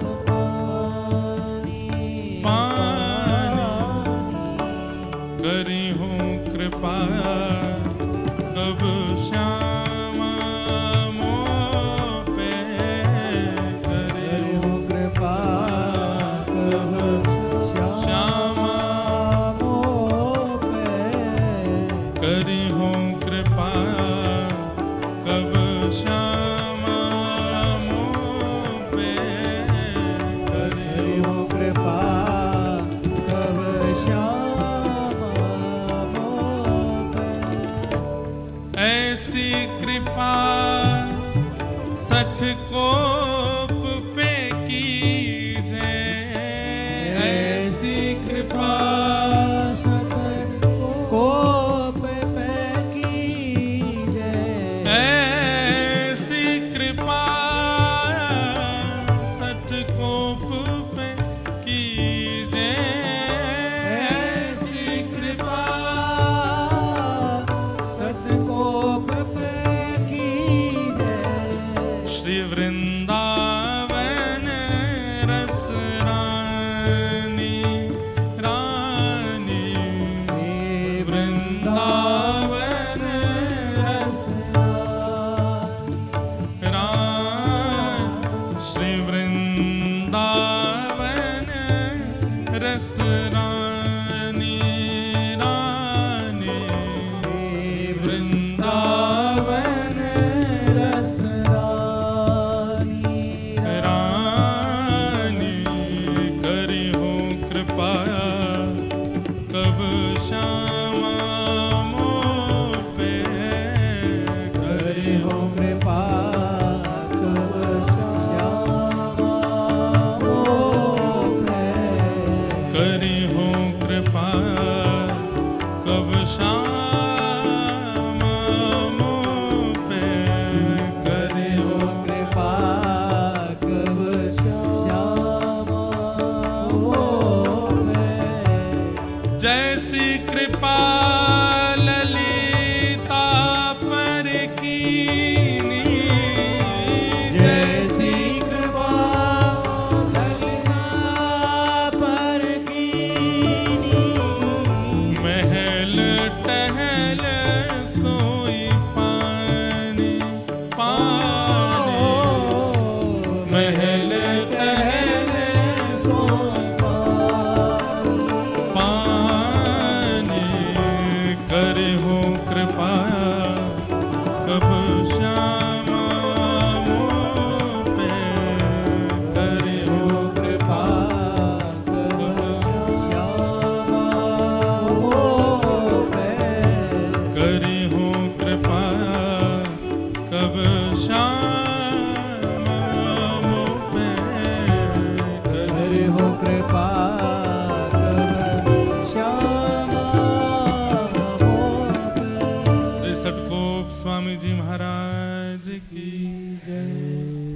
आचार्य चरण, ऐसे किशोरी जी का स्मरण करते हैं। तो फिर आज अब जैसे भी है जल्दी जल्दी में ये भाव आचार्य चरणों को प्रस्तुत किया। यही भाव आचार्य चरण रखते होंगे श्री जी के चरणों में।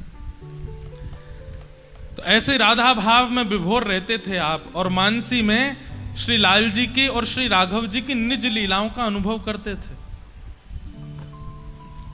जब जन्म के बाद माता पिता आपको एक इमली वृक्ष के नीचे छोड़ गए और आपने वर्षों तक वहीं रह करके ठाकुर जी का स्मरण किया, तब श्रीमन नारायण भगवान प्रकट हुए शंख चक्र गदा पद्म धारण करके।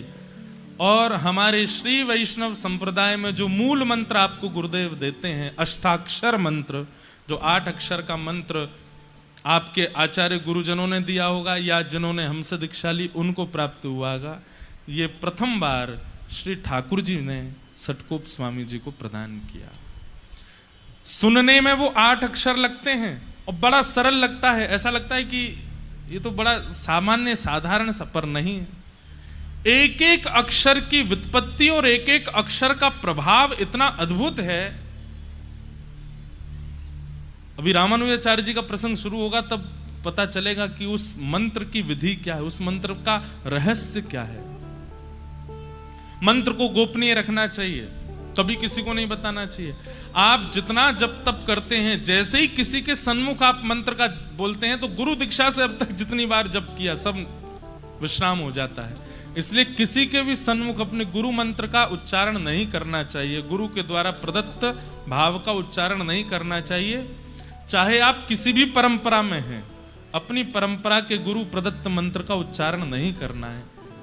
सब चीज प्रकाशित कीजिए, पर कुछ चीजें छुपाई जाती हैं और वो छुपी हुई ही अच्छी होती हैं।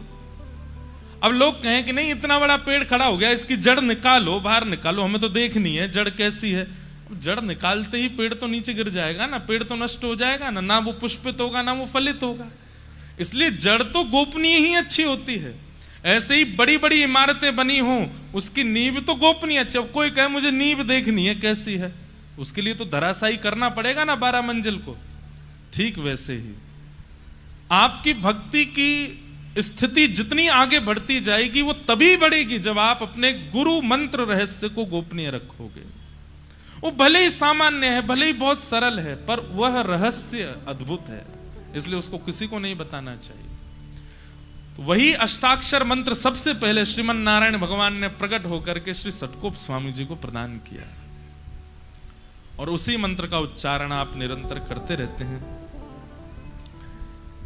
जिनके बारे में हम सुन रहे थे, श्री गरुण जी महाराज, आप मधुर कवि के रूप में जन्मे, और एक दिन आप अयोध्या यात्रा कर रहे थे तो आप आकाश की ओर देखा कि दक्षिण से एक दिव्य प्रकाश दिखाई दे रहा है। तो आप प्रकाश के पीछे पीछे चलते चलते उत्तर से दक्षिण में आ गए, और दक्षिण में कहां पहुंचे, जहां श्री सटकोप स्वामी जी बैठे थे। तब मधुर कवि जी ने आकर के इनके ध्यान को खोलने के लिए खूब ताली भी बजाई, आवाज करी, लेकिन इनका ध्यान नहीं खुला। तब इन्होंने उनके कान के समीप जाकर के कहा कि मेरे मन की हृदय की अत्यंत वृहद जिज्ञासा है, कृपा कर उसको पूर्ण कीजिए। इतने भाव से आपने पूछा कि सटकोप स्वामी जी के मन में आया, अगर इसकी हृदय के प्रश्नों के उत्तर नहीं दिए गए तो उद्धार कैसे होगा। तो आपने तुरंत वर्षों की समाधि खोल करके उनको सन्मुख बैठाया। बोले क्या प्रश्न है, प्रश्न पूछो। तब उन्होंने 5 प्रश्न पूछे। प्रश्न कितने सुंदर हैं, सुनिए। पहला प्रश्न, मैं कौन हूं। मेरा नाम चाहे जो हो, मैं चाहे जहां जन्मा हूं, लेकिन वास्तविकता में ये मैं हूं कौन। पहला प्रश्न कौन पूछ रहे हैं, मधुर कवि जी पूछ रहे हैं सटकोप स्वामी जी से। दूसरा प्रश्न आपने पूछा, ईश्वर कौन है। पहला मैं कौन हूं, दूसरा ईश्वर कौन है। और तीसरा प्रश्न आपने किया, ईश्वर से मिलने का उपाय क्या है, उस परमात्मा से मिलने की विधि क्या है, उपाय क्या है, कृपा करिए बताओ। और चौथा प्रश्न क्या कहा, भगवद मिलन में बाधा कौन बनता है, ठाकुर जी से मिलने में बाधा क्या है। और 5वां और अंतिम प्रश्न पूछा, ठाकुर जी से मिल जाने का फल क्या है। अगर ठाकुर जी से मिल गए, ठाकुर जी हमको मिल गए, तो उसका फल क्या है। ये 5 प्रश्न आपने किए। चरित्र हम पढ़ रहे थे भक्तमाल जी में, तो उसमें वर्णन आता है कि श्री षटकोप स्वामी जी ने इनका उत्तर देने के लिए 1000 श्लोक बोले और 1000 श्लोकों में उत्तर दिया। उसको सहस्त्र गीति कहते हैं। दक्षिण भारत में वह ग्रंथ भी है और वहां लोग उसका अवलोकन करते हैं। वहां पर विस्तार रूप से उन्होंने जो प्रवचन किया 1000 श्लोकों में, वही सहस्त्र गीत बन गया। और उसको सुनकर के श्री मधु कविराज आनंदित हो गए। ठाकुर जी का अनुभव उनको हुआ। 35 वर्ष की आयु तक मात्र आप धरा धरती पर विराजे बस, और 35 वर्ष के पश्चात आपने श्री ठाकुर जी के धाम को स्वीकार किया। बोलो षटकोप स्वामी जी महाराज की जय। ये रामानुज संप्रदाय बाद में बोलने लगे।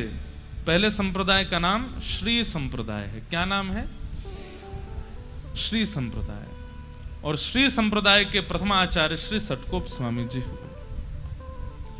तत्पश्चात इसी परंपरा में फिर आगे चल करके श्री यामुनाचार्य जी हुए। कौन हुए? यामुनाचार्य। एक श्लोक हम हर कथा में बोलते हैं, आप लोगों ने सुना होगा। नीचे या को लाला कोई उठ के नीचे कर दो। क्या बता रहे थे हम? यामुनाचार्य जी। तो एक श्लोक हम बोलते हैं हर कथा में, और लगभग संप्रदाय के लोग जब भी जिस जिस संप्रदाय के होते हैं वो अपने संप्रदाय के भाव से श्लोक बोलते हैं।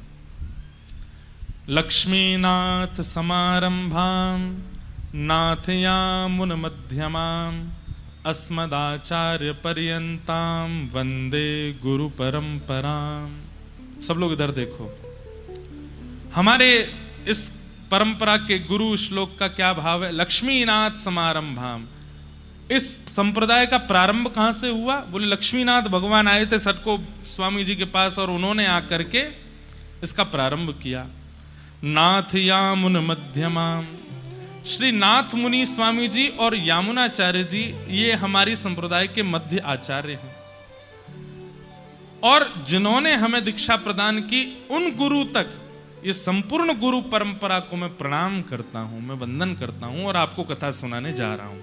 हर कथा में ये श्लोक बोलते हैं, और लगभग आप जिस भी संप्रदाय के आचार्य से मिलेंगे उनमें ये श्लोक, जैसे हमारे श्री रामानंद परंपरा में सीतानाथ समारंभाम श्री रामानंदार्य मध्यमाम अस्मदाचार्य पर्यंताम वंदे श्री गुरु परंपराम। ऐसे ही अब सबके तो हमको याद नहीं है, लेकिन लगभग संप्रदायों के आचार्यों से आप ये सुनेंगे ही सुनेंगे। वो प्रथम कहां से प्रारंभ हुआ उनका नाम लेंगे, और मध्यस्थ का नाम लेंगे, और अपने जो आचार्य चरण हैं उन तक को प्रणाम करके संप्रदाय को वंदन करते हैं। इस श्लोक को बोलने से पूरी परंपरा को वंदन हो जाता है। तो हमारी परंपरा में श्री यामुनाचार्य जी महाराज हुए। तो एक आचार्य चरण है श्री नाथ मुनि स्वामी। बहुत ध्यान से सुनिएगा, ये मध्यस्थ आचार्य हैं। नाथ मुनि स्वामी, नाथ मुनि स्वामी जी के पुत्र हुए ईश्वर मुनि स्वामी जी, और ईश्वर मुनि स्वामी जी के पुत्र हुए श्री यामुनाचार्य जी। सब लोग सुन रहे हैं ना? सुनते रहिए भैया, है ना? तो दादाजी हैं नाथ मुनि स्वामी, पिताजी हैं ईश्वर मुनि स्वामी, और इनके पुत्र हैं श्री यामुनाचार्य जी। पिताजी का भगवत धाम गमन हो गया। दादाजी ने विरक्त सन्यास ले लिया, तो दादाजी सन्यासी हो गए, पिताजी वैकुंठ चले गए, अकेले रह गए श्री यामुनाचार्य जी। तो यामुनाचार्य जी का पालन पोषण इनकी माताजी और इनके दादाजी ने किया, इनकी दादी और इनकी माताजी ने किया। कहते हैं उस काल में इतना अद्भुत विद्वान हुआ ही नहीं दशों दिशाओं में। हमने कहा ना, उस काल में विद्वान होना आवश्यक था, क्योंकि अगर आप विद्वान नहीं होते थे तो धर्म का नाश करने वाले लोग भी विद्वान बन के आते थे और अपनी विद्वत्ता से धर्म को ह्रास कर रहे थे। इसलिए सबका विद्वान होना बहुत आवश्यक होता था।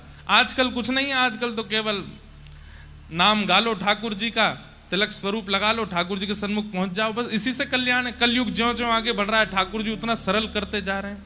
पर उस काल में आपको विद्वान होना अनिवार्य था निर्वहन करने के लिए। अगर धर्म निर्वहन करना है तो आप विद्वान नहीं हो तो आपका काम नहीं चल सकता। इसलिए हमारे परंपरा में, गुरु परंपरा में अधिकतर आचार्य सब विद्वान ही हुए, परम विद्वान हुए।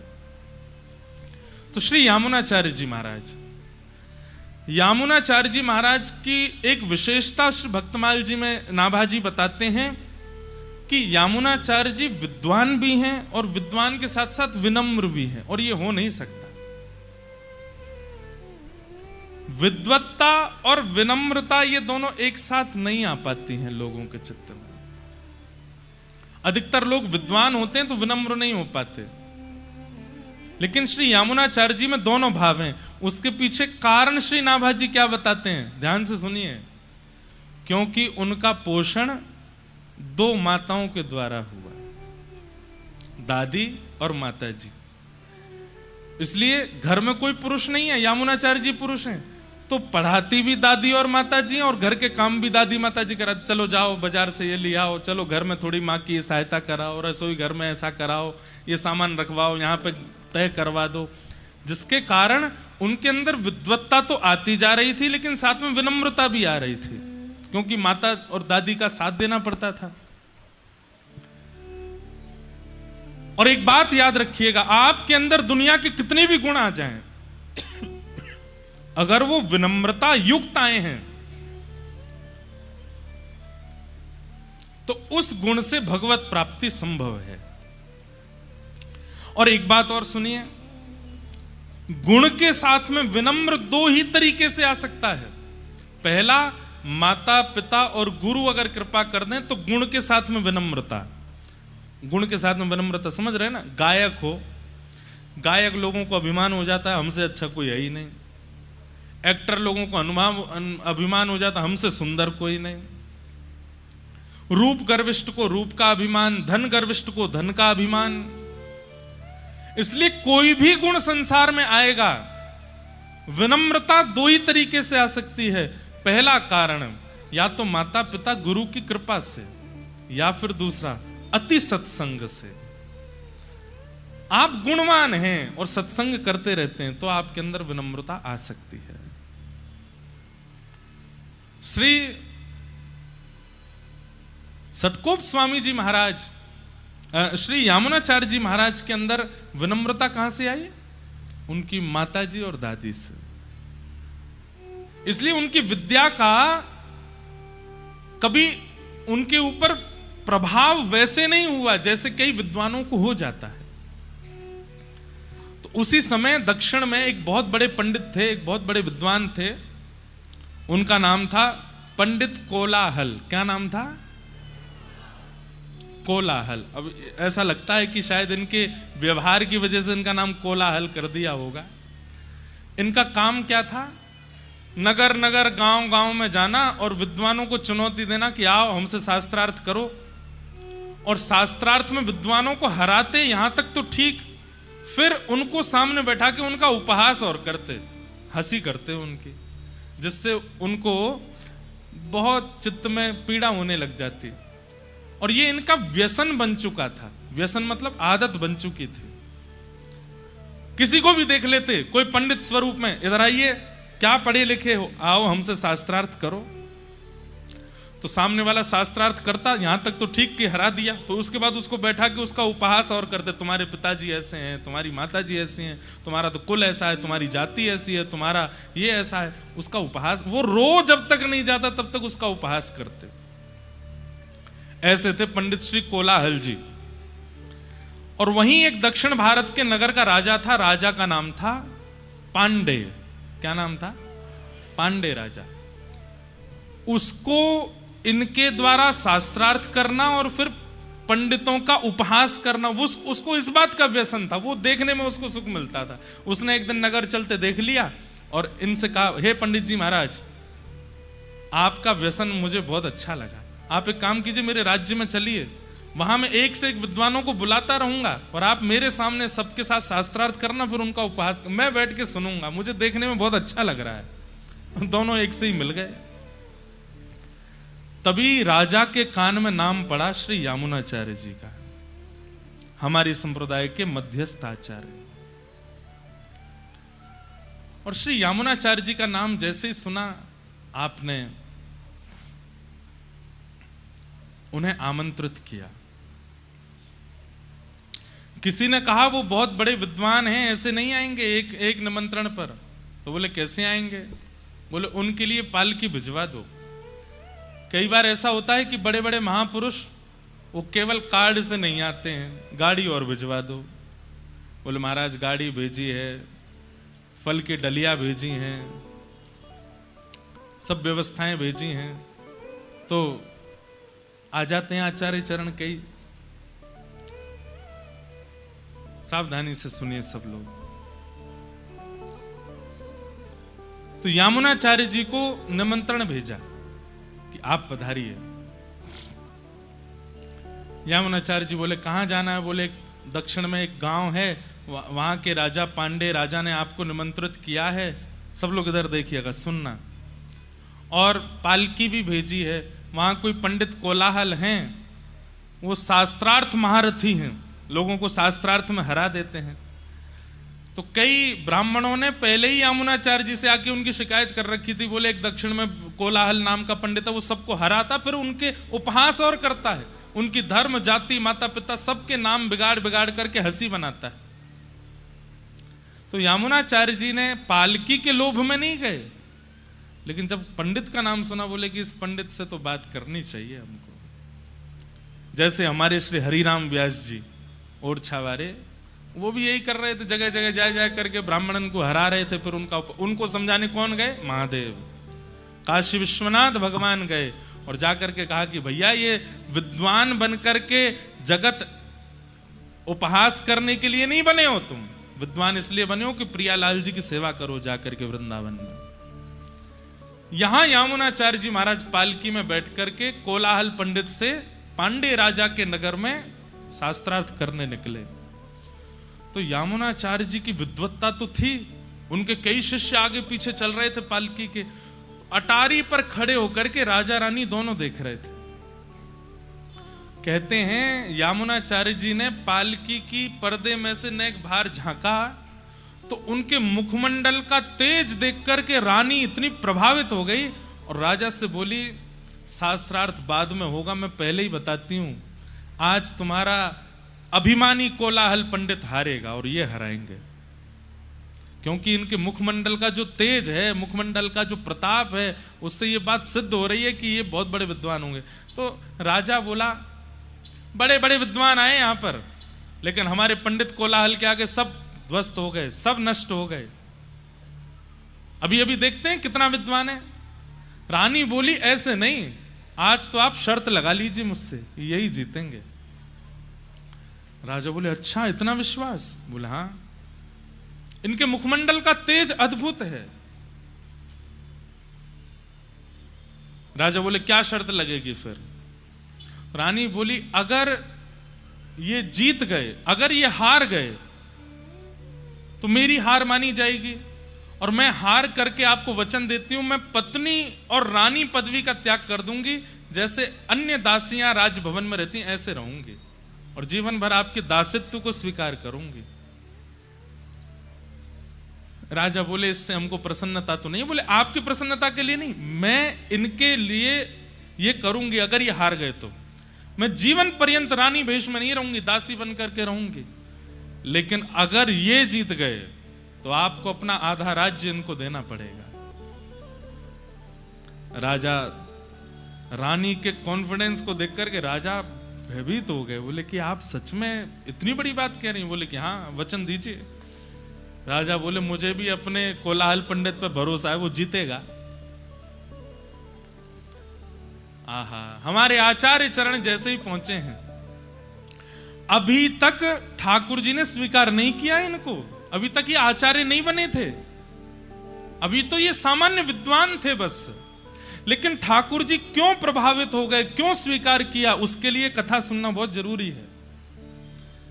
जैसे ही आप पालकी से उतर के सभा में पधारे, 2 आसन लगे हुए थे, एक आसन पर आप चुपचाप जाकर के बैठ गए, दूसरे आसन पे आके कोलाहल पंडित बैठा और आकर के आंखों में देखने लगा, और कभी इधर मचले कभी उधर मचले, और बोले कि देखना आज तुमको हराऊंगा मैं, और तुमको देखना हराऊंगा। यामुनाचार्य जी शांत मुद्रा में बैठे रहे, बोले एक बात बताओ, किस विषय पे शास्त्रार्थ करोगे? राजा ने कहा किस विषय पे शास्त्रार्थ होगा? तो भाई विद्वान होना ही सब कुछ नहीं होता, एक बात याद रखिएगा, विद्वान होना ही, सारी नॉलेज होना ही सब कुछ नहीं होता। कभी कभी विवेक होना भी बहुत जरूरी होता है। कई लोगों को पता होता है कि ये हल्दी है, ये नमक है, ये हींग है, ये गरम मसाला है, ये टमाटर है, ये आलू है, लेकिन सब्जी बनाना नहीं जानते। सब कुछ पता होना एक बात होती, पर सबको व्यवस्थित करना ये विशेष बात होती है। यामुनाचार्य जी विद्वान के साथ साथ विवेकी भी हैं, वो जानते हैं कि कब कहां क्या करना है। तो राजा ने कहा किस विषय पर शास्त्रार्थ होगा? तो यामुनाचार्य जी कुछ कहते, और जबकि होना यही चाहिए कि अतिथि जो आया उसको अवसर देना चाहिए कि आप बोलिए किस विषय पर होगा, पहले ही बोल पड़े। बोले कि ये यामुनाचार्य बड़ा शांत शांत सा लग रहा है, ज्यादा बोल कुछ रहा नहीं है, मैं ही पहले बोल देता हूं। बोले राजन, खंडन शास्त्रार्थ होगा, ये जो भी बोलेंगे उस बात का मैं खंडन करूंगा। अब इसमें सामने वाला कुछ भी बोले, आपको उसका खंडन करना, उसकी बात को असत्य करना है। राजा बोले तो फिर देरी किस बात की, शास्त्रार्थ शुरू किया जाए। यामुनाचार्य जी बोले कितने वाक्य बोलने का अधिकार है मुझे? तो सामने खड़े कोलाहल पंडित जी बोले 3 वाक्य बोलिए, और तीनों वाक्यों का खंडन करूंगा मैं।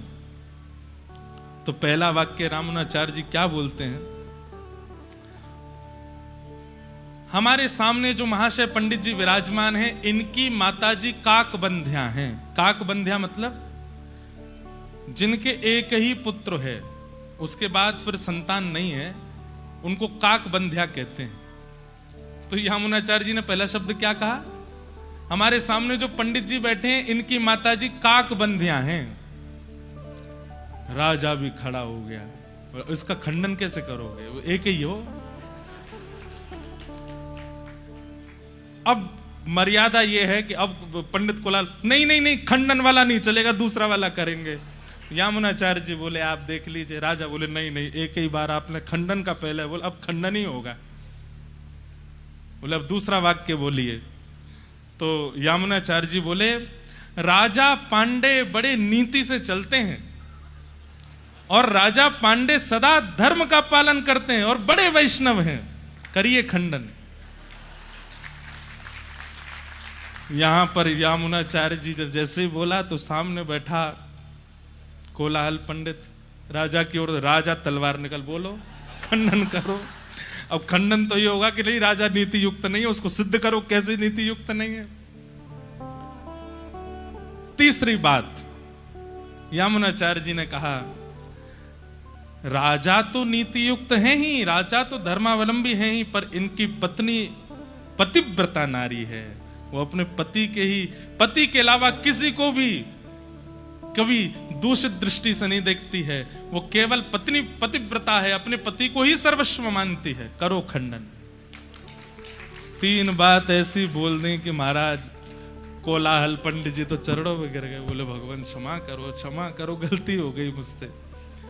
तभी राजा ने रानी की ओर देखा। रानी बोली मैंने पहले ही कहा था, ये विद्वान तो हैं, पर विद्वान के साथ साथ विवेकी भी हैं।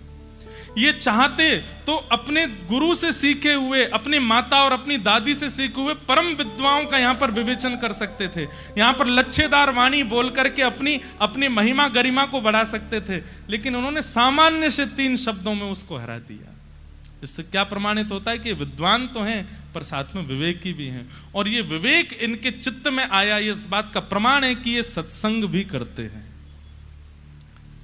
अब जो शर्त हुई थी वो कीजिए। राजा ने तुरंत अपनी आधे साम्राज्य को श्री यामुनाचार्य जी को प्रदान कर दिया। और श्री यामुनाचार्य जी एक राज होकर, एक राजा की तरह, एक राजकुमार की तरह उस भाव में रहने लगे। माता जी को भी ले आए, दादी को भी ले आए, वहीं निवास करने लगे। आप 35 वर्ष तक, बाल्यकाल में 15-16 वर्ष की आयु में शास्त्रार्थ में गए थे, 35 साल तक उसी राज्य में एक राजा की तरह, एक राजकुमार की तरह रहे। लेकिन आपने राज्य भाव को भी अपने ऊपर हावी नहीं होने दिया। ठाकुर जी इनसे बड़े प्रभावित हो गए। बोले विद्वान भी है, सुंदर भी है, तेजों में भी है, सर्वगुण संपन्न है, सारी योग्यताएं इनके चरणों में हैं, लेकिन फिर भी ये कितना एक निष्ठता रखते हैं। अब इनको स्वीकार करने का समय आया।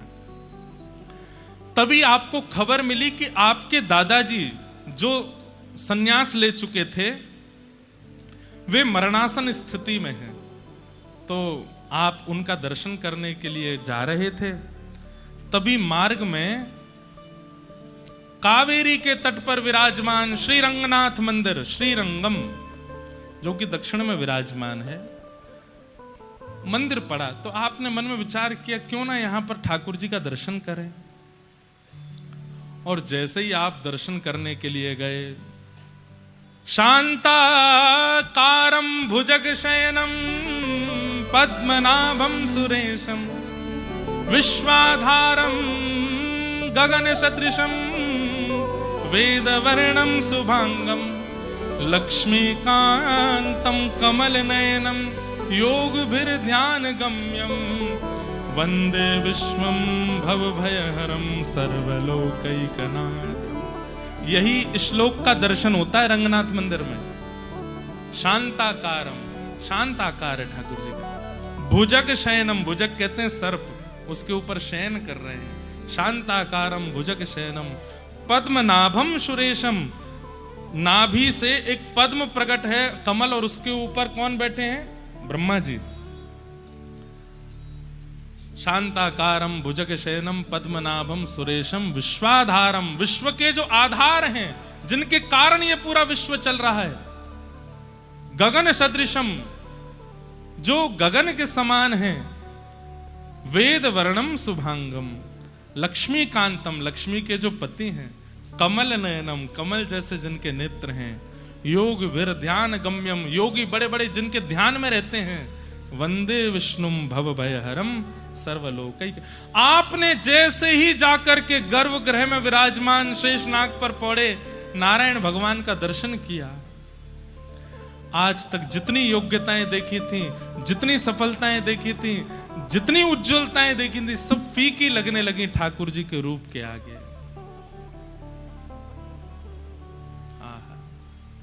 देखते रहे और नेत्रों से अश्रु प्रवाहित करने लगे और चरणों में प्रणाम किया। तभी आचार्य चरण भीतर से आए और आकर के प्रसाद देने लगे, तीर्थ देने लगे। तो कहा कुछ मांग लो ठाकुर जी से। बोले अब एक ही आशा है। बोले क्या? अब कहीं और नहीं जाना, बस ये अपनी चरण में रख लें। मुझे यहां से आगे जाना ही नहीं है, मुझे वापस राज्य नहीं करना है। मैं इनके चरणार विंदों में केवल इनको देखते हुए रहना चाहता हूं, और कुछ नहीं चाहिए। आपने ये कामना की थी और ये कामना सुनते ही शेषनाग पर पौड़े श्रीमन नारायण भगवान उठ बैठे और प्रत्यक्ष प्रकट होकर के मंदिर से बाहर निकल करके आए और श्री यामुनाचार्य जी को अपने हृदय से लगा लिया, हृदय से लगा लिया। मैं बहुत प्रसन्न हूं। क्यों प्रसन्न हूं? संसार में जितनी योग्यताएं एक मानव चाहता है वो सब तुमको दी मैंने, लेकिन उन सबको कभी भी अपने चित्त पर, अपनी बुद्धि पर, अपने प्रभाव पर हावी नहीं होने दिया। और आज जब इतने वर्ष बाद मैं तुम्हारे सामने प्रस्तुत हुआ तो तुमने सबका त्याग कर दिया, सर्वस्व मुझ पर न्यौछावर कर। मैं बहुत प्रसन्न हूं। और तब श्री यामुनाचार्य जी को ठाकुर जी ने स्वीकार किया। इस बात से प्रमाणित होता है कि आपके चाहने से ठाकुर जी आपको प्रिय नहीं लगते हैं। मैं बार बार कथाओं में कहता हूं कि गोविंद देव जी के सामने जाकर के, और गोविंद देव जी इतने भागे कि उस समय किसी ने आपको भीड़ से निकाला तो आप व्याकुल हो गए, मुझे क्यों बुलाया, मुझे देखना है उनको। इतनी व्याकुलता हुई कि आप दोबारा दौड़ करके दर्शन करने गए। प्रमाणित मान लीजिएगा, आप उनको देख के नहीं रीझे हैं, वो आपको देख के रीझ रहे हैं, वो आपको देख के प्रसन्न हो रहे हैं। कथा सुनने की आपके चित्त में इच्छा नहीं जग सकती है, कथा आपको चुन के बुलाती है। गोविंद देव जी जाने की इच्छा आपकी नहीं होती, गोविंद देव आपको बुलाते हैं। ये आचार्य चरणों की कृपा, ये महाप्रभु की कृपा, ये श्री जगन्नाथ जी की कृपा, गोविंद देव जी की कृपा आप पर हो रही है।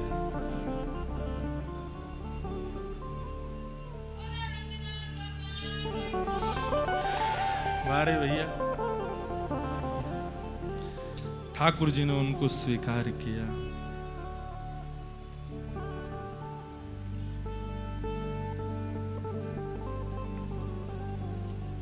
हमारे ब्रज में हम गाते हैं ना,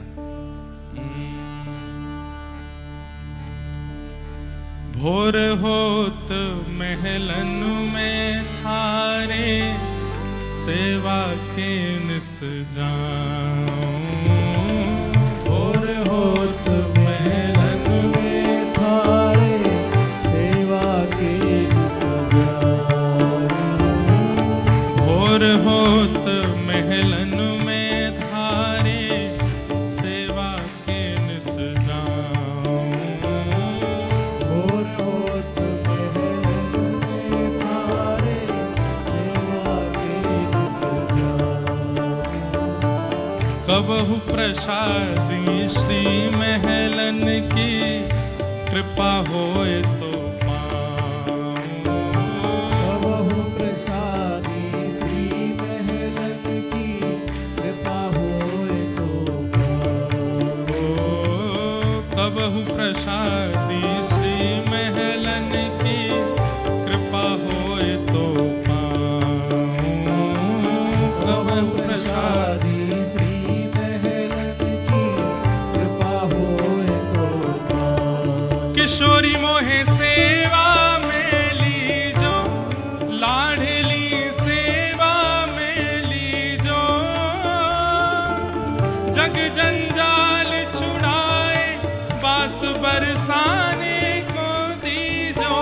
किशोरी मोहे सेवा में लीजो, लाडली सेवा में लीजो। जग जंजाल छुड़ाए बास बरसाने को दीजो। किशोरी मोहे अपनो कर लीजो। किशोरी मोहे अपनो कर लीजो। जग जंजाल छुड़ाए बास वृंदावन को दीजो। किशोरी मोहे अपनो कर लीजो। किशोरी मोहे अपनो कर लीजो। जग जंजाल छुड़ाए बास वृंदावन को दीजो। श्री राधा रानी की।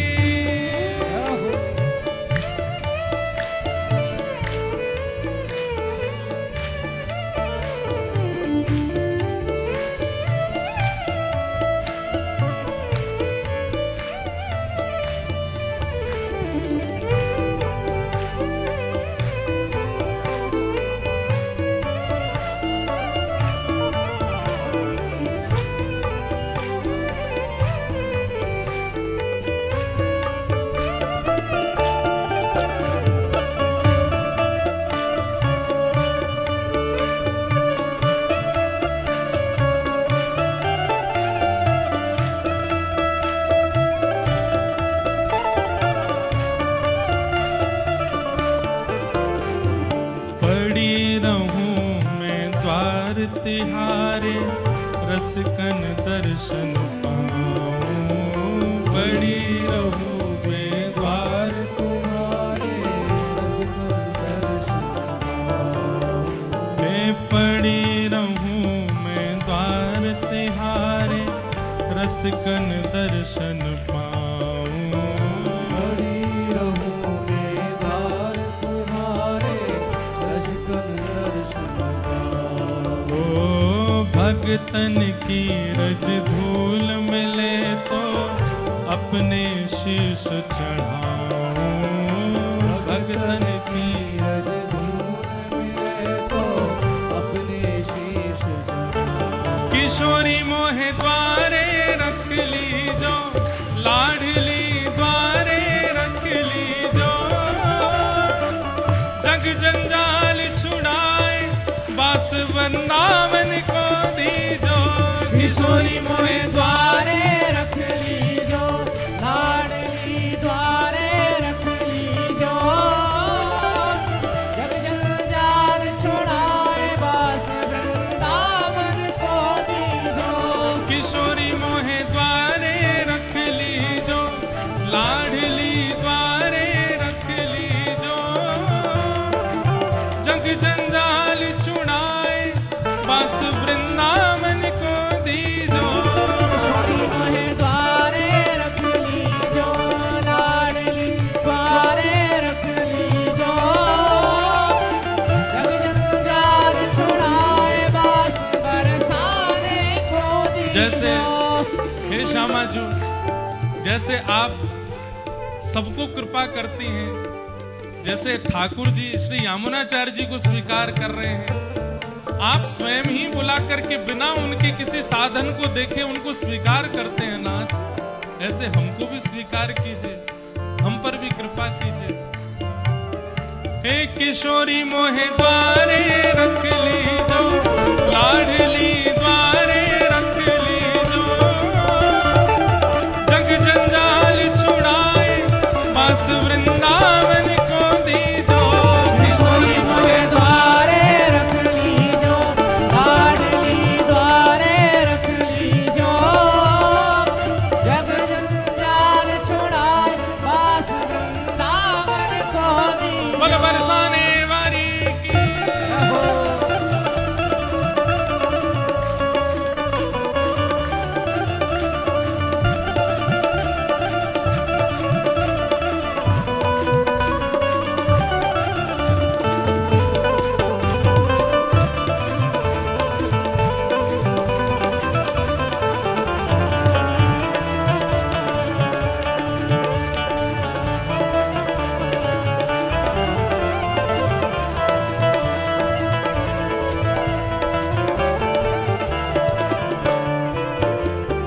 भूख लगे तो ब्रजवासन के टूक मांग के खाऊं। भूख लगे तो ब्रजवासन के भूख मांग के खाऊं। आप लोगों ने कभी मधुकरी मांग के पाई है वृंदावन में? कितने ने पाई है? परिचितों के यहाँ से नहीं मांगनी है। कई लोग हमारे घर पे ही आके मांगे, क्यों? कथा सुने महाराज जी जाने। परिचित नहीं, अपरिचितों के यहाँ से मांगो। और ऐसे ही कोई रैंडम घर में जाओ और मांग लो, और सुनिए फिर जो मिल जाए उसमें दोष बुद्धि मत देखिएगा। ये हमने आचार्य चरणों से पूछा कि कई लोग स्वभाव से थोड़े कठोर होते हैं, उनसे कुछ मांग लो तो कुछ ऐसा दे दें या कुछ गाली गलौजी दे दें, तो गाली को ही उस दिन की भिक्षा समझ लेना। बोले ये हो आज भिक्षा मिली है, भिक्षा में कहा दियो है, गारी दई है हमको। अरे धन्य है कि जो गारी ठाकुर जी को पड़ी है वो आपको भी मिली है। भूख लगे तो ब्रजवासन के टूक मांग के खाऊं।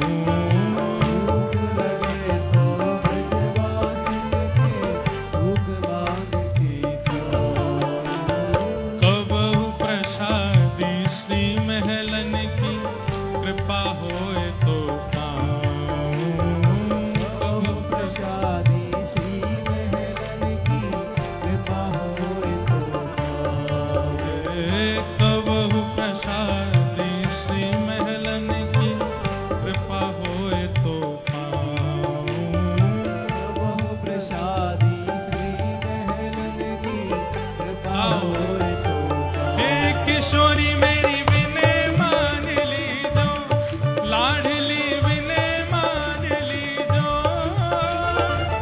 जग जंजाल छुड़ाए वास वृंदावन को दीजो। किशोरी मेरी विनय मान लीजो, लाडली विनय मान लीजो। जग जंजाल छुड़ाए बास वृंदावन को दीजो। हे किशोरी मोहे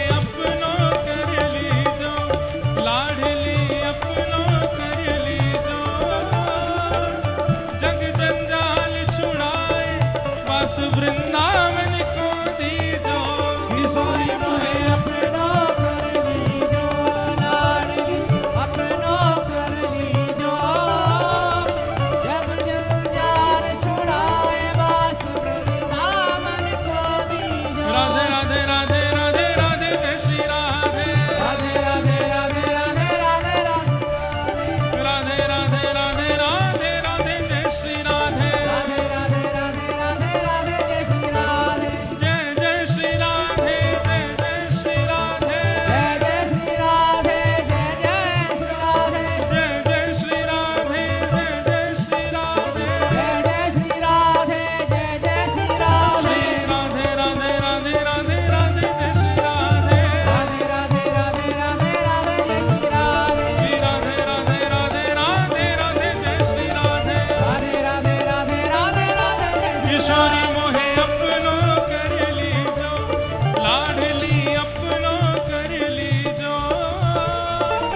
जग जंजाल छुड़ाए वास वृंदावन को दीजो। किशोरी मोहे अपनो कर लीजो, लाडली अपनो कर लीजो। जग जंजाल छुड़ाए वास वृंदावन को दीजो। वास वृंदावन को दीजो। वास वृंदावन को दीजो। वास बरसाने को दीजो। वास बरसाने को दीजो। राधे राधे रटूं निरंतर तेरे ही गुण गाऊं। राधे राधे रटूं निरंतर तेरे ही गुण गाऊं। राधे राधे रटूं निरंतर तेरे ही गुण गाऊं। राधे राधे रटूं निरंतर तेरे ही गुण और तेरे ही गुण गाए गाए मैं तेरो ही बजाऊं। तेरे ही गुण गाए गाए मैं तेरो ही भेजा। हाँ तेरे ही गुण गाए गाए मैं तेरो ही है जाऊं। तेरो ही गुण गाए गाए मैं तेरो ही भेजा। किशोरी मोहे शरण राख लीजो, लाडली शरण राख लीजो। जग जंजाल छुड़ाए वास वृंदावन को दीजो। किशोरी मोहे शरण राख लीजो, लाडली शरण राख लीजो। जग जंजाल छुड़ाए वास वृंदावन को दीजो। किशोरी मोहे अपनो